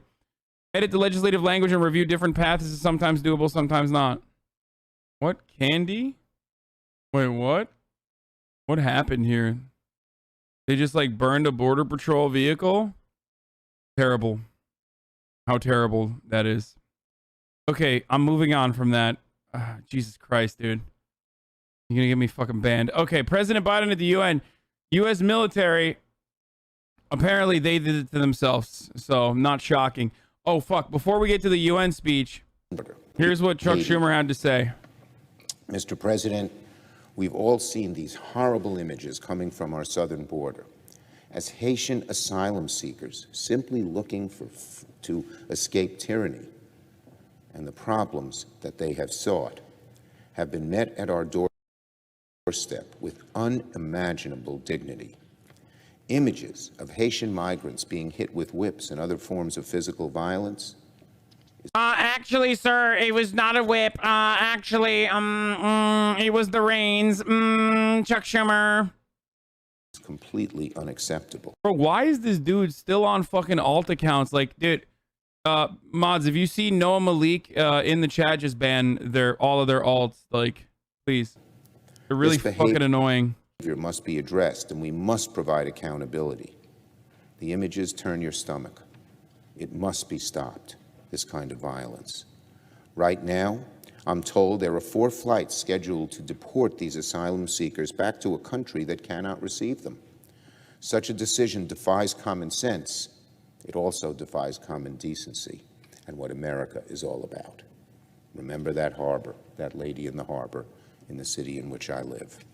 So I urge President Biden and Secretary Mayorkas, boys, we can't. Senate parliamentarian said so, to immediately put a stop to these expulsions and to end this Title 42 policy at our southern border. That we cannot continue these hateful and xenophobic Trump policies that disregard our refugee laws. We must allow asylum seekers to present their claims at our ports of entry and be afforded due process. I commit to work with this administration to provide resources so that we can establish safe, orderly, humane processes for those seeking protections. Again, The policies that are being enacted now and the horrible treatment of these innocent people who have come to the border must stop immediately. I yield the floor. Like, okay, let's hear what President Biden had to say at the UN. Let's hear some Let's hear some fucking lip service from the Mac attack, dude. For Jack. Military power must be our tool of last resort, not our first. And it should not be used as an answer to every problem we see around the world. Indeed, today, many of our greatest concerns cannot be solved or even addressed through the force of arms. Bombs and bullets cannot defend against COVID-19 or its future variants. To fight this pandemic, we need a collective act of science and political will. We need to act now to get shots in arms as fast as possible and expand access to oxygen, tests, treatments to save lives around the world. You deal with one another. All of the major powers of the world have a duty, in my view, to carefully manage their relationships. Kind of weird that, like, you know, his generals just assassinated an entire Afghan family on the way out, but... So we do not tip from responsible competition to conflict. The United States will compete and will compete vigorously and lead with our values and our strength. We'll stand up for our allies and our friends and oppose attempts by stronger countries to dominate weaker ones, whether through changes to territory by force, economic coercion, or technical exploitation, or disinformation. But we're not seeking. This shit's so boring, dude. I don't care. I'm not agnostic about the future we want in the world. Like, does anyone have... Do you have, like, the full video? Of course, liberals are like, get you a president who appears before the UN General Assembly and doesn't get laughed at. It's like, I don't care. I don't care. It's all fucking lies. The only reason why this is, like, significant is because... All the experts that have said it, how do you not get it? Vaccines are safe, used for protection. It's proven that they'll help it. You'd rather take ivermectin? A science lesson from a child. This is wild. You think lies are true because fake news made you blind. Dude, every time you guys show me videos like this, I just like, I try to get the vaccine out of my body. I think the vaccine crawls out of my body every time I watch one of these videos. We don't trust the media. It's all lies. You keep ranting, but you're not really understanding. Oh, and another thing, Mr. Facebook is enlightenment. Don't lecture me about research. You didn't do any of it. I trust the people who spent years learning about this shit while you were off doing whatever it is you did. Unwilling to listen, your hesitance sets a precedent. Evidence is all around, but you pretend it isn't. Ignorant, you mad as the Hatter, son. Take the vaccine or you'll be in worse shape than the damn climate is in. Mic drop. Twerk until I die. That shit was so good. I'm still thinking about that, dude. It's better than this. This is why conservatives hate libs? No, this is like good reason for conservatives to hate libs. And conservatives don't hate libs for good reason. They hate it for like dumbass reasons. Okay. Steven Crowder and Jordan Peterson collaboration on the vaccine. Love that. Should we watch this? Nah, I'm making an executive decision to skip that shit. All right, let's do some little fun stuff and then we'll get back to the news. Hold on. I hope people get vaccinated. I believe in the vaccine, but I would want to be persuaded to take it and not bullied or coerced. Do you know that 74 million people in the United States, 74 million are 18 years or younger? And the grand total of people who have died from COVID since the beginning of the pandemic 16 months ago, who are 18 or younger, is 362. 362 out of 74 million, a virtually non-existent risk.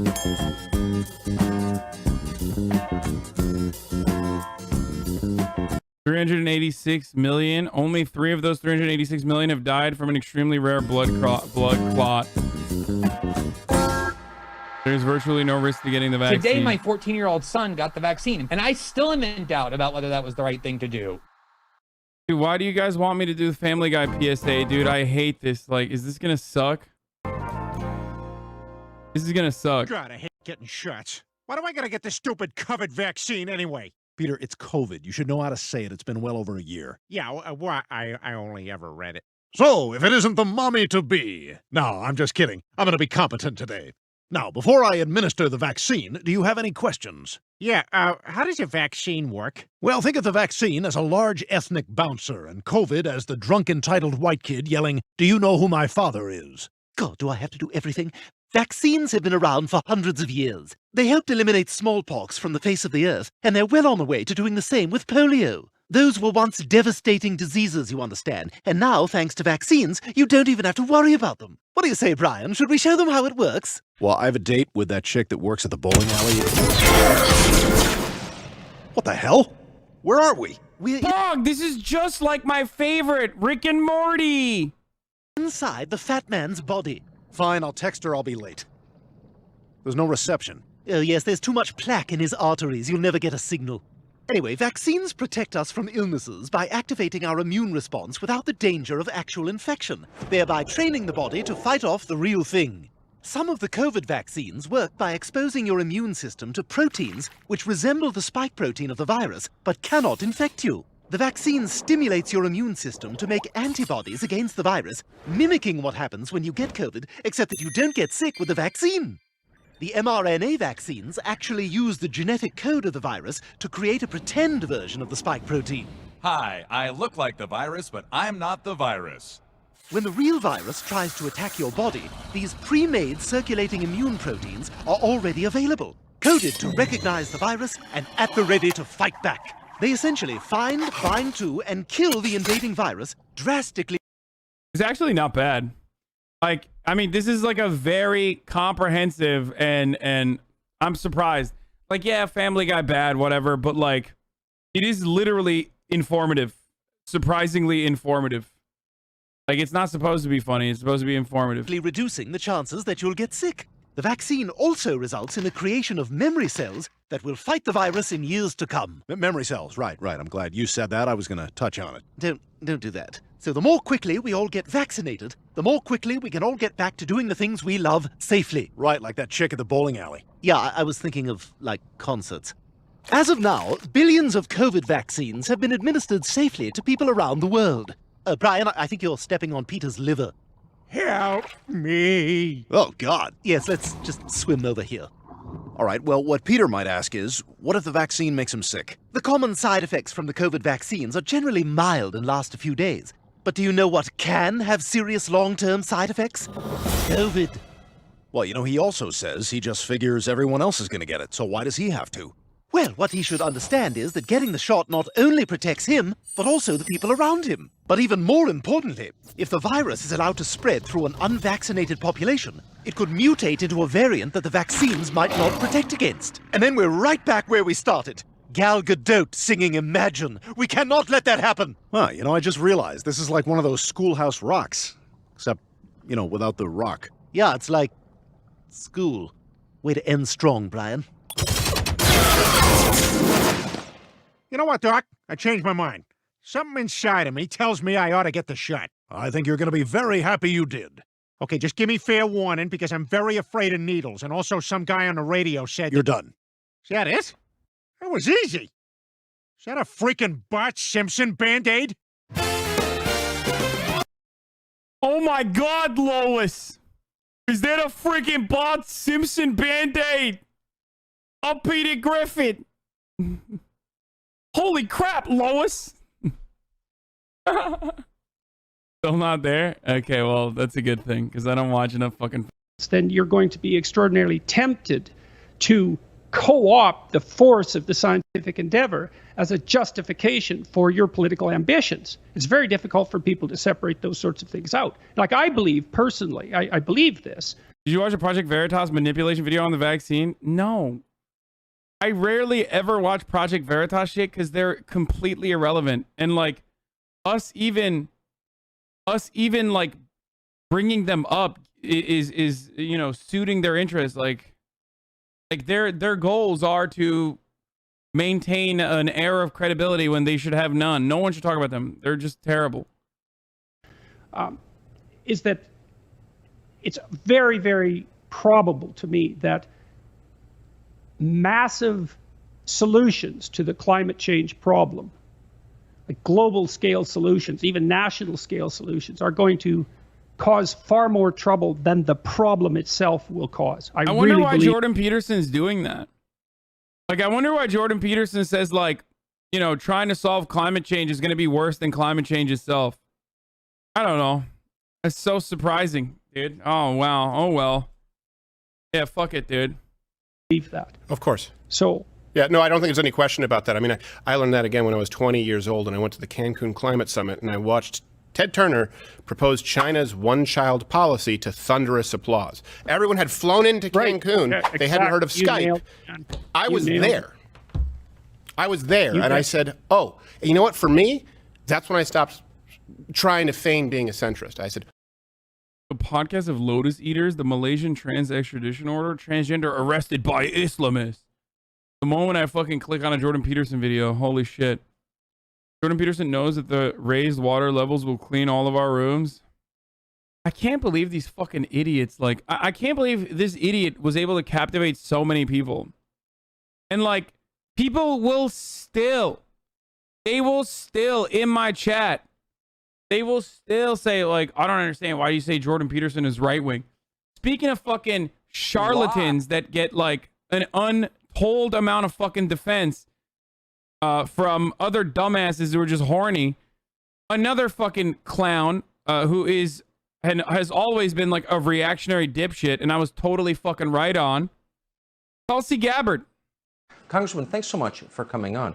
So you get to lie, I mean, this will not shock you because you've seen it so much, but you get to lie about the loss of human life, you get caught, and nothing happens to you? What kind of system is that? I mean, this kind of accountability is critical. I want to point out first that anytime there are civilian casualties in war, it is tragic and terrible. Yeah. War is a terrible thing, and I think it's important for the American people to understand that Islamist jihadists are continuing to wage war against us. And the Islamist ideology, not the same as the religion of Islam, but this Islamist ideology, which is a political ideology that inspired the terrorist attacks on our country on 9/11, is the greatest threat that we're facing right now in this country and the world. It is the foundation of governance of so-called Islamic countries like Turkey and Iran and Saudi Arabia and Pakistan. And it's what's behind the discriminatory policies that they have in these countries against Christians, Hindus, Buddhists, atheists, and others. So as long as these Islamist jihadists are waging war against us, we have to work to defeat them militarily and ideologically. And militarily, we have two choices in how we do that. Number one, we can continue to invade and occupy and nation build in countries around the world, just as we did in Afghanistan at great cost. Number two, we can take a targeted approach using airstrikes, using our special forces to go in and go after these terrorist cells. The reality is that the cost to the American people, the cost to our troops, the cost to civilians will be far less if we take this very targeted approach to go after these jihadist terrorist cells than if we continue making the very same mistakes that we saw in Afghanistan and other parts of the world of invasion, occupation, and nation building. This is the moment where I wanna hear from all of those like pro Tulsi fucking weirdos who kept saying to me over and over again, like, Hassan, why don't you like Tulsi Gabbard? Like, she's anti-imperialist just like you are. I want to hear from all of them to, I want them to just admit basically that like, she was never anti-imperialist. You were just horny. Okay. Just ask yourself, was Tulsi Gabbard anti-imperialist or was I fucking horny? And the answer is you were fucking horny. Now, of course, that is all of those who admit. If they're still in here, then they admit that already. Because most of the Tulsi Gabbard simps are now like psychopathic, weirdo, reactionary clowns who are like anti-vaxxers and shit. So they're not even in here anyway.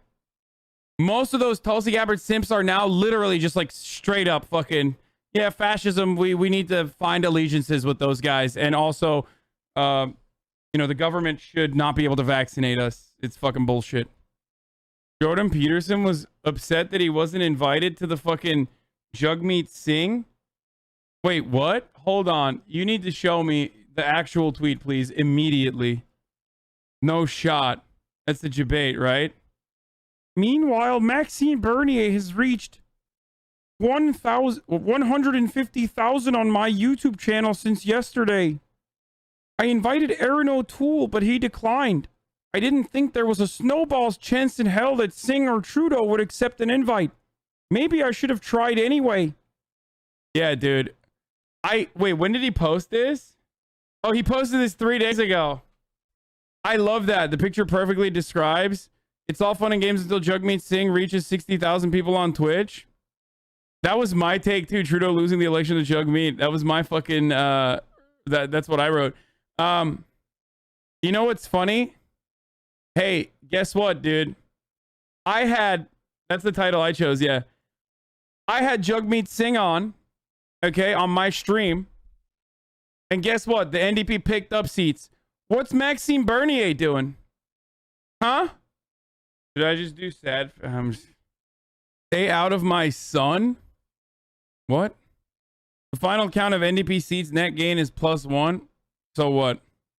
Better than fucking PPC. All right, let's get back to CNN follows Taliban leaders as he patrols busy streets. See how the people are feeling. Jordan Peterson, why you shouldn't trust science. What? Taliban commander Mansour Haqqani is on a... Bro, what's going on with CNN, bro? Okay, listen, I just gotta say something, okay? If you're CNN and you're posting fucking 480p videos, just don't post. Like, what is this, bro? What is this 10p bullshit? Like, you're fucking CNN, dog. Do better, okay? Do fucking better, CNN. Like, how do they not have better quality than this? Public relations offensive, winning, he hopes. It's still rendering, maybe? Oh, yeah, dude, it's still rendering. Got 30,000 views from September 21st. So, like, clearly it's been out for a couple hours, dude. It's a 3-minute video. How long does it take to render a 3-minute video, dude? Hearts and minds in the Kabul police district he now runs. He doesn't carry a weapon, but his backup does. Taliban fighters fresh from the front lines, toting American weapons, wearing US combat gear. This is one of the most important neighborhoods in the center of Kabul, the financial district. Its security is a priority for the Taliban. With the Taliban's well-justified reputation for brutality, it should be an easy job for the 17-year veteran Haqqani to get control. But it's not. How does it feel to be policing the streets rather than fighting to take control of the country? He says he's happy to serve the nation. Just how has he not gotten killed? Dude, what do you think the Taliban is, man? They're still fucking just dudes, okay? They're just dudes. They're humans, okay? Like, why would they do that? They're doing PR. That's the government. Like, you're literally looking at the government of a country right now, and you're going, why are they not murdering a journalist that's allowing them to do, public relations? If you underestimate your enemy, if you consider the Taliban to be your enemy, which is understandable to think so, then you're underestimating them by thinking that they're like bloodthirsty animals who don't operate with like any sort of other alternative motives. They're just like fucking literally murdering. They just want to murder people. Even from a fucking Sun Tzu perspective, you should be a little bit more aware of the interests that your enemies have. as before to bring Sharia religious law to the city. But there are lots of people, a lot of corruption, and a lot of thieving to get rid of. Even when they were leading insurgencies in Afghanistan and doing jihad, they were fucking willing to talk to U.S. journalists. Dude, that's the funniest thing. Like, they always are like, dude, what the fuck? Like, I can't believe journalists. Like, bro, why would they do that? Like, they are the government. Even when they were an insurgency, they were still talking to the journalists. They need PR. They want to get their message out, dude. They want clout, okay? They're fucking clout sharks, like everyone else. He says Haqqani's posting used to be the city's plum police job. Lots of money, lots of shakedowns. You get the feeling walking along here that people are still being a little bit cautious about the Taliban. But at the same time, they're out on the streets, they're trading, they're doing business. So it feels like it's settling down. We probably have killed more journalists than the Taliban has, actually, now that I think about it. Because, like, if they fucking kill a journalist, like, they're ripped. You know what I mean? Like, they'll kill journalists, like, here and there. Right? Like, they'll execute them, and it's a fucking big deal. Right? And when they do it, obviously, like, you know, the entire world condemns them and shit like that. We literally murder journalists regularly. There's a person in this chat right now that went to jail and went to prison and was tortured for exposing that. So, you know, we're number one at murdering journalists. I assume we probably killed more journalists than the Taliban has. But it's that kind of uneasy feeling. Which way is it going to go? We are happy, this gold trader tells me. No corruption so far. I can leave work after dark. It's safer. So how is the situation here now? The situation is very good. You know, if you see like 1 year ago, 2 years ago, we see. My dude is like 18 and 80 at the same time. How? This is the most baby-faced motherfucker out there, dude. They call him Babyface Mahmoud. Mahmoud Babyface. Look at this dude, bro. Are you 18 or are you 80? What's happening? Thief and robbery here, and no safety here. Now with Taliban, I hope, inshallah, it has very, very life good. You know? You sure? Are you sure? The guy's like, are you sure? Are you sure? Come on. Are you sure? Just like tell us it's bad, okay? Just come on, dude. With the Taliban within earshot, it's hard to know for sure how. Motherfucker, he said there's order, and he's like, it's not good enough. And of course, I'm going to add additional seasoning to the commentary now. How people really feel. But despite their presence, several brave women approach us. This woman, close to tears, tells me she is a widow with 6 children. The Taliban fired her from a government job, sent her home without pay. As we talk, another woman comes forward. Also out of work, she says, because the Hey, what's up? To all the chatters who were like, oh, he can't say it's bad because then they'll murder him. So why are these women saying it's bad? Oh, because they're gonna get murdered, right? No, some of the women, of course, think it's bad. It's understandable because it is bad for them. Okay. Obviously, however, the situation for the women in Kabul is bad. The situation for women and everyone in general in the fucking villages, though, is a lot better than than it was before, because American military presence made it worse for them. They were getting fucking murdered. They were getting murdered by our drones. They were getting murdered by our soldiers. They were getting fucking killed or having their houses like lit on fucking fire strictly so that the American military could like go through a line without IEDs exploding. You guys know that? That's like one of the most psychotic things. Yo, this dude is just like, he is just fucking throwing shapes at the camera right here. Did you guys know that one thing that the American military did, for example, in an effort to deal with the fucking IEDs, was they would throw this line in front of them that had grenades on it. They would literally just throw lines in front of them with fucking grenades on it to blow up houses and everything else so they could just drive through that. They would just like blow up a fucking village with an explosive rope just so they could go fucking 50 feet. For these people, I think the term technically the term is a sock. Wait, really? Grenades blowing up houses? Not just grenades, like they would just like blow fucking through walls and shit. Yeah. It was used for mines and minefields. What the fuck? Has nothing to do with buildings. Ha ha ha. When the American military wanted to go through a fucking straight line, they would literally blow up the fucking middle of the goddamn village. And there are dumbass motherfuckers in the chat telling me that that was actually acceptable. Like, you're a psycho, dude.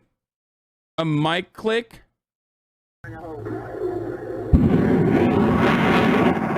And yes, they fucking threw that shit through the middle of villages too.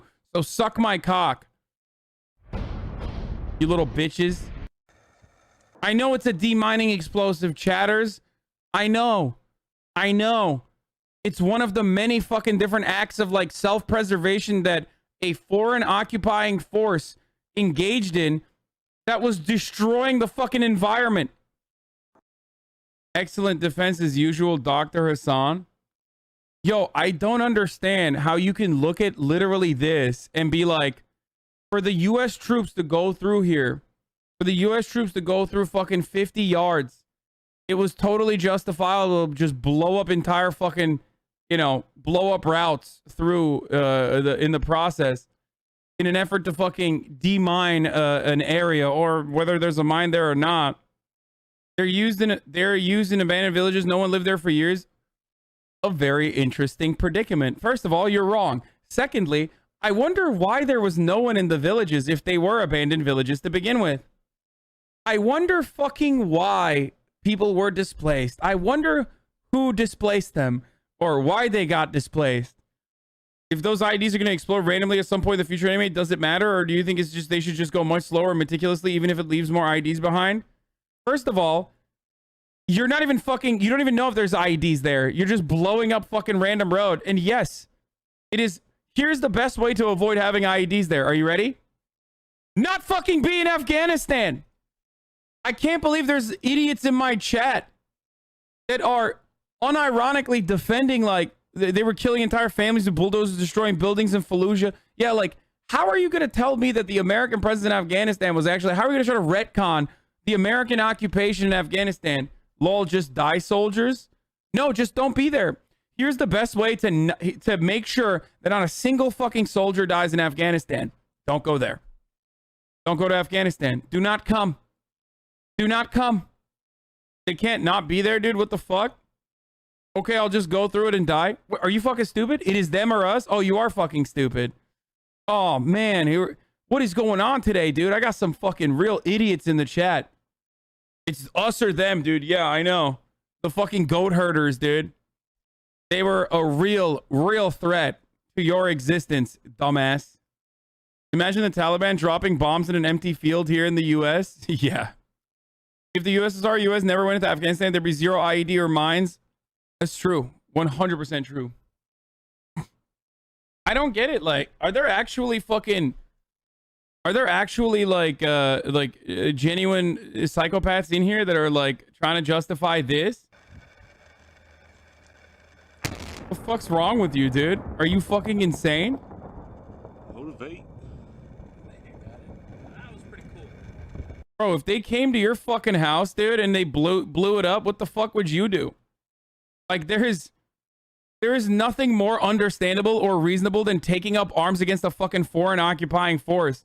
They at least exhibited the fucking bravery to fight back against a Western force that was in their homes, murdering their fucking children from the sky or directly with bullets, bulldozing their fucking towns, blowing up their fucking towns just so they could go for 50 fucking yards uninterrupted.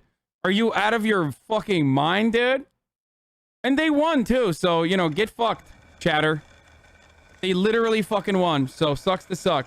All of the weapons and all the money in the world, and you couldn't beat a bunch of fucking goat herders wearing goddamn flip-flops, using weapons that we gave them 20 years prior. Oh my god, dude. How fucking pathetic.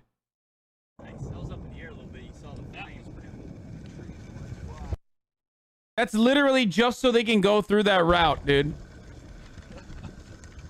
The amount of money, the amount of fucking funds, the amount of resources just wasted. We are significantly fucking worse as far as like terrorists goes than the Taliban. At a certain point, do you think the world has to accept that either Afghanistan will fight its own civil war or it will be a land where women are oppressed? Is it the rest of the world's responsibility? Genuinely curious. Thanks, man. It is not anyone else's responsibility, and as a matter of fact, hey, but wait, hold on. I thought that they don't like impact the villages. That's so weird. Wait, that's so weird. That chatter was saying that they don't go near the villages. What's happening? Wait, hold on. This must be fake, right? Spell out my name. Thank you for the 10 gifted subs. A chatter with a fucking imperialist take was wrong, dude? That's crazy. This might actually just be a training facility to show the weapons, by the way. But there is, like, I don't know where the fuck this is. This might not be in Afghanistan. Oh, never mind. It is in Afghanistan. I'm a retired combat engineer. Did this many times. 2011. 10 years ago, they were doing this. Sick, dude. That's kind of fucked up. This idiot says, oh, look, everything is still standing. Yo, why don't they come to your house, dude? Let's blow up some fucking grenades right next to your house, you know? Maybe there's some mines there, dude.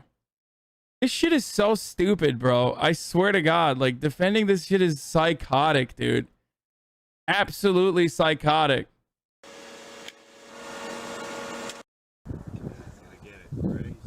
Wait a minute. Wait, hold on. What the fuck? Wait, I don't understand. They're going through yet another village.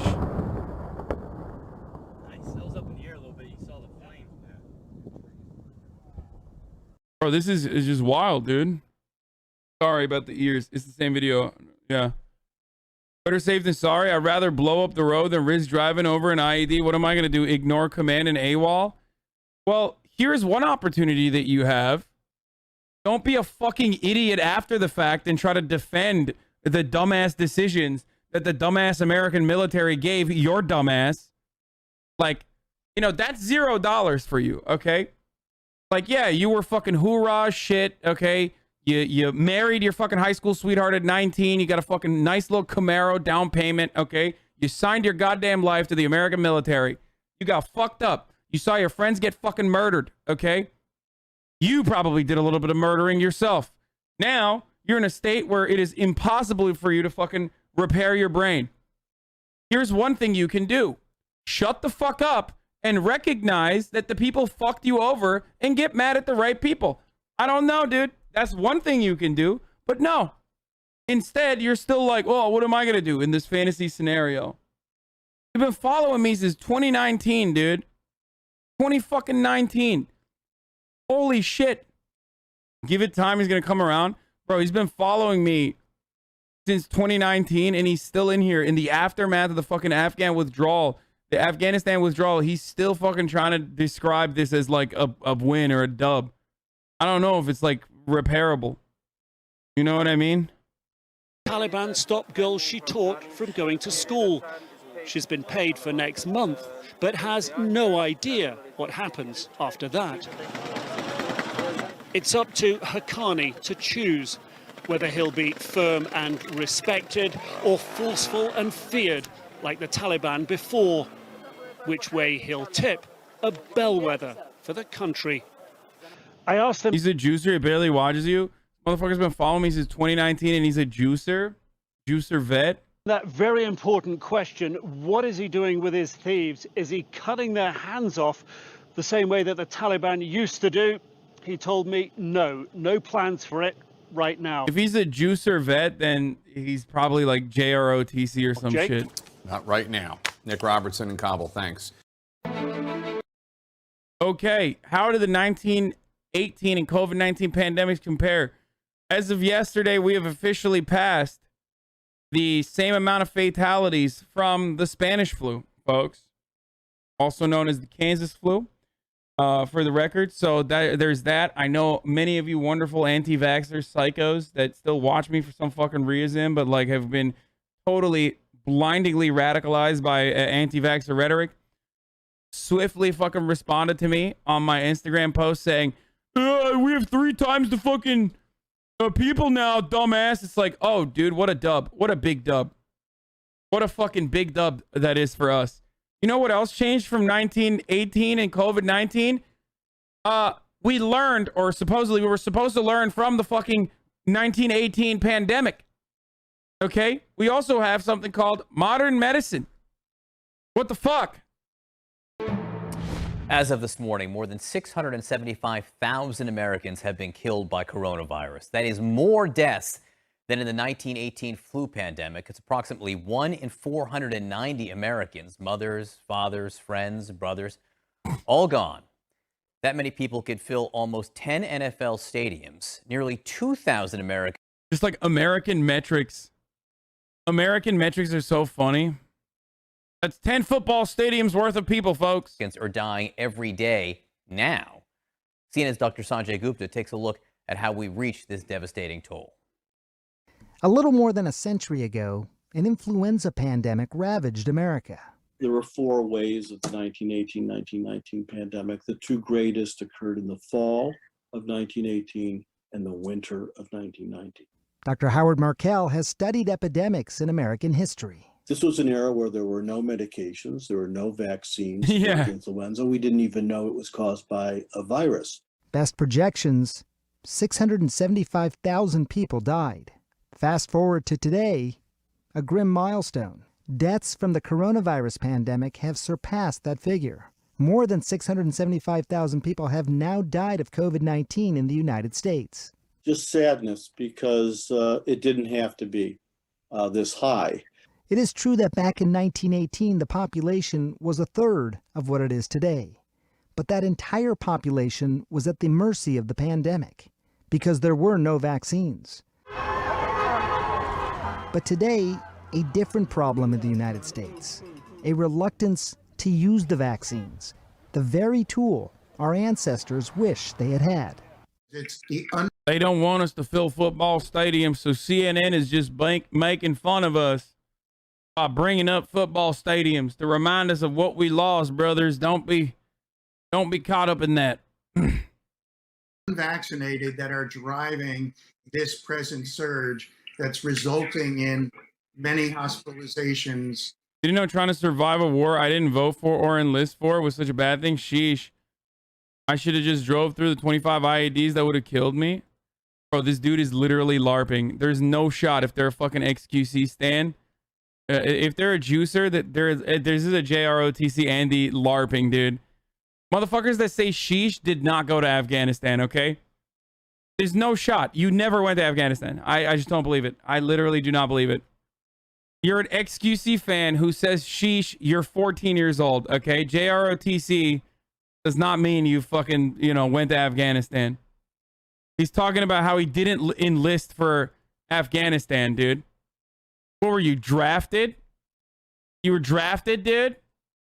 My man was sheeshing in fucking Battle Royale thinking that he's, like, actually in Afghanistan. I'm 24 and I just went there recently, but I still know the war is bullshit. Also, sheesh. But you're 24. You would never say, like, I didn't enlist for this war that I didn't vote for. I love valor theft, though, so, keep that energy. Whatever you want to think, my guy, if that makes you feel happy and feel right, whatever makes you happy. Dude, I literally talk to actual fucking veterans and I tell them way worse shit than you to their faces. So I don't know what you want me to do with this. Like, it's not like, I mean, there was a famous Purple Heart veteran. I don't know if you know him or not, who is, now a congressperson. I notoriously said some things about him that are fucking way worse than your fucking bitch ass JROTC ass. Need for intensive care unit. Talking about, I didn't enlist for this. Like, yeah, motherfucker, you went to Vietnam, dude. So the record number of deaths that we're seeing. We have had some capacity open up, and it is not because these patients are miraculously getting better and going home. It's because they're dying. Federal health officials now say we're in a pandemic of the unvaccinated. When 99% of the people who are dying of COVID today don't have a vaccine, that's perfect proof that you need to be vaccinated. It all raises an uncomfortable question. What are we willing to accept when it comes to deaths? This is the death toll over time so far. 1,000 in March of 2020. 300,000 by the end of last year. Twice that many by this summer. Some now ask, could there be 1 million tragic deaths before this is all over? I certainly hope not. I hope not. I don't believe at all that is something that is an inevitability by any means. If we get the overwhelming proportion of our population vaccinated, we're not going to see that at all. But that means getting most of some 70 million eligible adults vaccinated, an effort that's been poisoned by politics and misinformation, the worst it has been in 100 years. It's never been this level of anger and politicization and distrust. 2021 isn't 1918. They lack the science to prevent 675,000 deaths, whereas we, to a great extent, have lacked the will. Dr. Sanjay Gupta, CNN, reporting. I just found out someone has a fake vax card. Figure out where they got it from. Like, act like you are interested in getting one. Figure out where they got it from, and then fucking, alert the authorities. That's right. Snitch on these motherfuckers, dude. Straight up. Unless they're hot. That science. Unless they're hot and they have a cute dog. Sir, this is a McDaniels? What the fuck? If they're hot, invite them over for Joe Rogan in Turkish. Maybe baklava. Sir, this is a McDaniels. What is that? What is that? Is that like an actual meme, or did this guy just fucking... No, I know, sir, this is a Wendy's.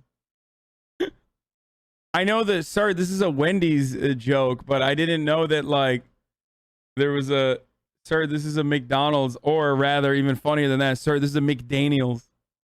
Or maybe he was doing a play on words because it's Sarah McDaniel, the fucking girl's name, Crotchy.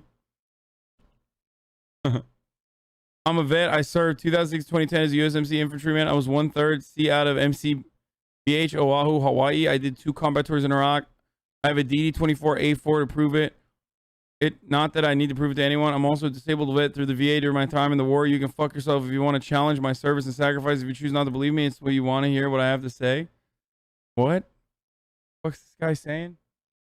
It's called asymmetrical warfare, and it isn't simple. I fought in the Middle East in the war on terror as a Marine infantryman, and I can tell you that what you're saying is categorically false. Our rules of engagement wouldn't allow most explosives, especially on soft targets, infrastructure, cultural import. Just know that war is complicated, but you are wrong. I was there. I'd have gone to Leavenworth doing what you are suggesting. We did actually win in Afghanistan. All right, brother. Look. If that helps you cope, this guy, if that helps you cope, okay? If that helps you cope with the reality, like, I don't want you to fucking, implode, okay? Yeah, you won, dude. Yeah, you won, Grandpa. You totally won, dude. Just like we won in Vietnam. Win a lot of L. That's funny, dude. We were never going to annex it. All goals were met, and the Taliban and ISIS was devastated. Yeah, they were so devastated that they fucking run the country now, dude. Oh, bro, our goal was just like fucking, devastate Taliban into like, running the country. ISIS, by the way. Oh, ISIS was devastated in Afghanistan? Oh, wow, that's crazy, man. Thank God. Doing a lot of fucking celebration for nothing you did right there. I love it, dude. I love veterans who are like, dude, we did everything. Bro, you literally, how do you not recognize that you just like fucked your own body up for no reason? I guess it's hard to admit that, though. It's not great. Yeah, Taliban's out here suffering from success, dude. Motherfuckers are like on paddle dinghies with RPGs, like running around doing Taliban summer. They're doing Taliboy summer out there running the fucking country. Meanwhile, this guy's like literally just fucked up. Okay, permanently fucked up, and he's like, "Nah, we won. We fucking won, dude. I swear to God, we won." Like, God damn, dude. It was an overwhelming victory. We knew the Taliban were going to reshake the country. They estimated 6 months and clearly got it wrong, but the war was an absolute victory. Many of us sacrificed a lot for our country, and many of us were proud to help these countries. Don't oversimplify and devalue our sacrifices. If I were to oversimplify and devalue your quote-unquote sacrifice, I would say that you're just a fucking war criminal crying in my goddamn chat. Okay? That would be devaluing your sacrifice. That you did a bunch of fucking war crimes to unsuspecting individuals who did not fucking deserve it because you were duped into doing that. Okay? That's how I would devalue it. At least be happy that I'm taking a more tolerant approach and saying that like you are a victim of misinformation, I hope, instead of just a bloodthirsty psycho like the rest of the fucking chuds that joined. Your name is also literally slaying bodies, so I don't know how much you fucking... I mean, I fought in Iraq on 2 tours and I'm not happy about it. I wouldn't have done that, and I lost friends as well. Wait, what the fuck? What happened, bro? 920, this guy's like, I'm not happy about it. And now he's like, dude, I sacrificed so much, dude. We fucking won overwhelming victory. What happened, dude? 920, this guy joins the chat. He's like, until you've been there where I've been, you can shut the fuck up. Dude, listen. Until you have been shot at and immediately called in air support that fucking wiped out half the village, you do not get to have a say in this conversation, okay? You need to get shot at and then call in air support immediately as you duck in a fucking trench and then end up killing a bunch of fucking goat herders. You don't get to have a say, sir. You can't. You can't have a say in this conversation. America's amazing and we can destroy the whole world simultaneously. But America is a force for good that isn't news or controversial. Dude, yeah, totally. Listen, man. Listen. Shoving your nose in war criminals issues again, I see. My girlfriend, this guy's wife, thinks we should redeploy to Afghanistan. What do you think? Stop, dude. I mean, this dude is like, he's at the precipice. I think like making fun of him this way is not appropriate. Like, I think he recognizes that, you know, there was a lot of fucked up shit that they did.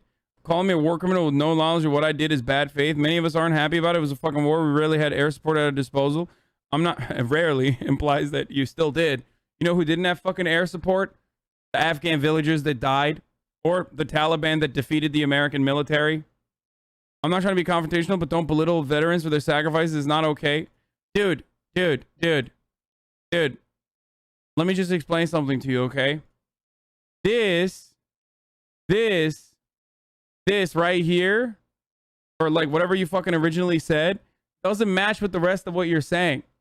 So no, of course I'm gonna fucking belittle people that are delusional and still advance the jingoistic American exceptionalist narrative that gets a bunch of other fucking young men and women to join just like you and get fucked up just like you.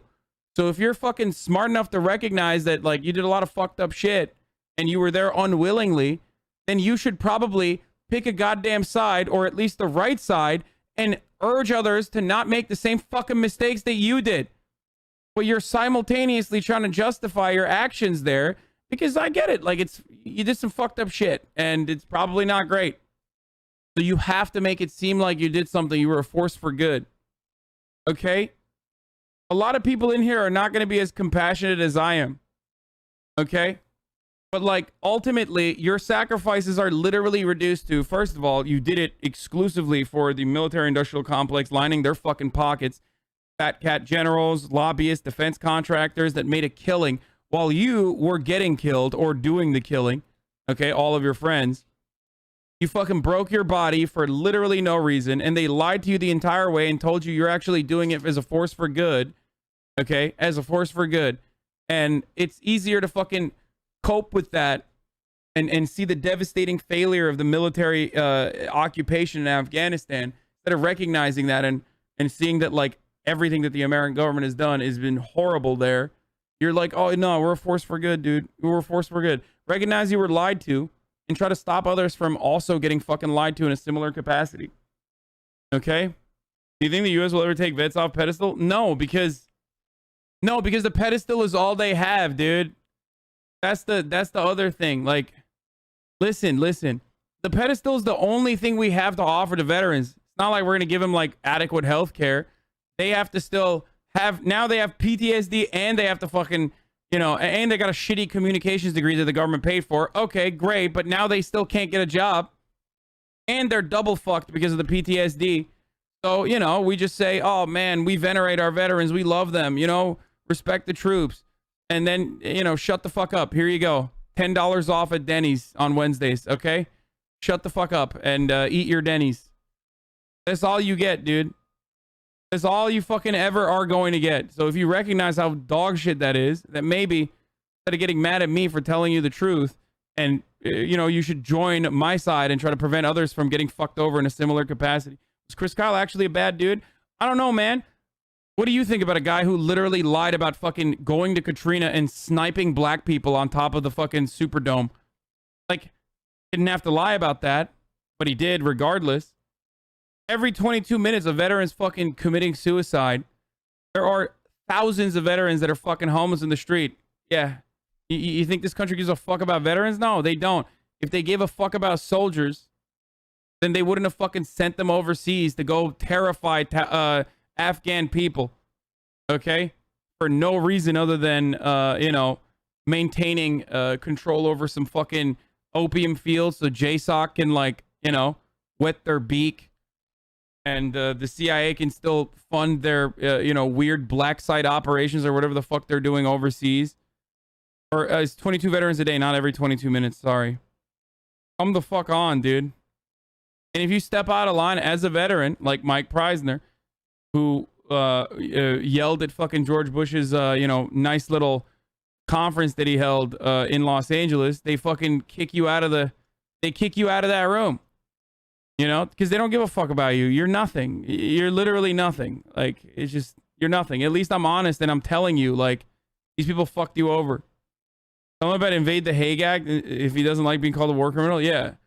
The American government created a law where we would invade the fucking Hague if the International Criminal Court ever actually extradited an American citizen that did a war crime and tried to prosecute them. That's right. It's in the law. Valor is a recruitment tool. It's a justification for their deaths. It's how you can ask them for everything and then give them nothing in return. That's it. Fuck the warmongers, all of them. Exactly. Like, how are you going to sit here, experience what you've experienced, and then fucking continue justifying other people? Like, continue fucking sending other people to that same exact fate. That's so shitty. Like, you didn't even do well. Like, you're not even in a better off position. How are you going to fucking now, you know, sit around and continue that same propaganda to send other fucking young kids? Think about that, dude. You did all of that just for fucking bragging rights and 10% off at Denny's, dude. That's so sad.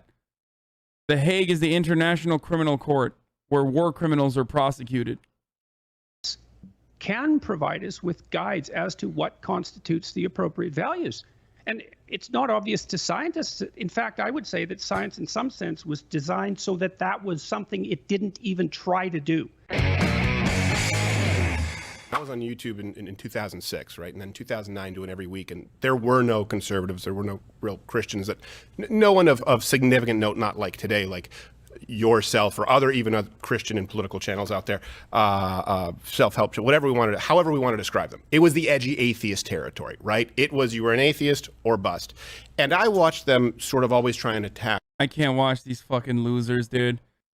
Oh, yeah, I can't. I'm done with that. Found a prison that's been converted to an influencer hotel. Shut the fuck up. Are you serious? What?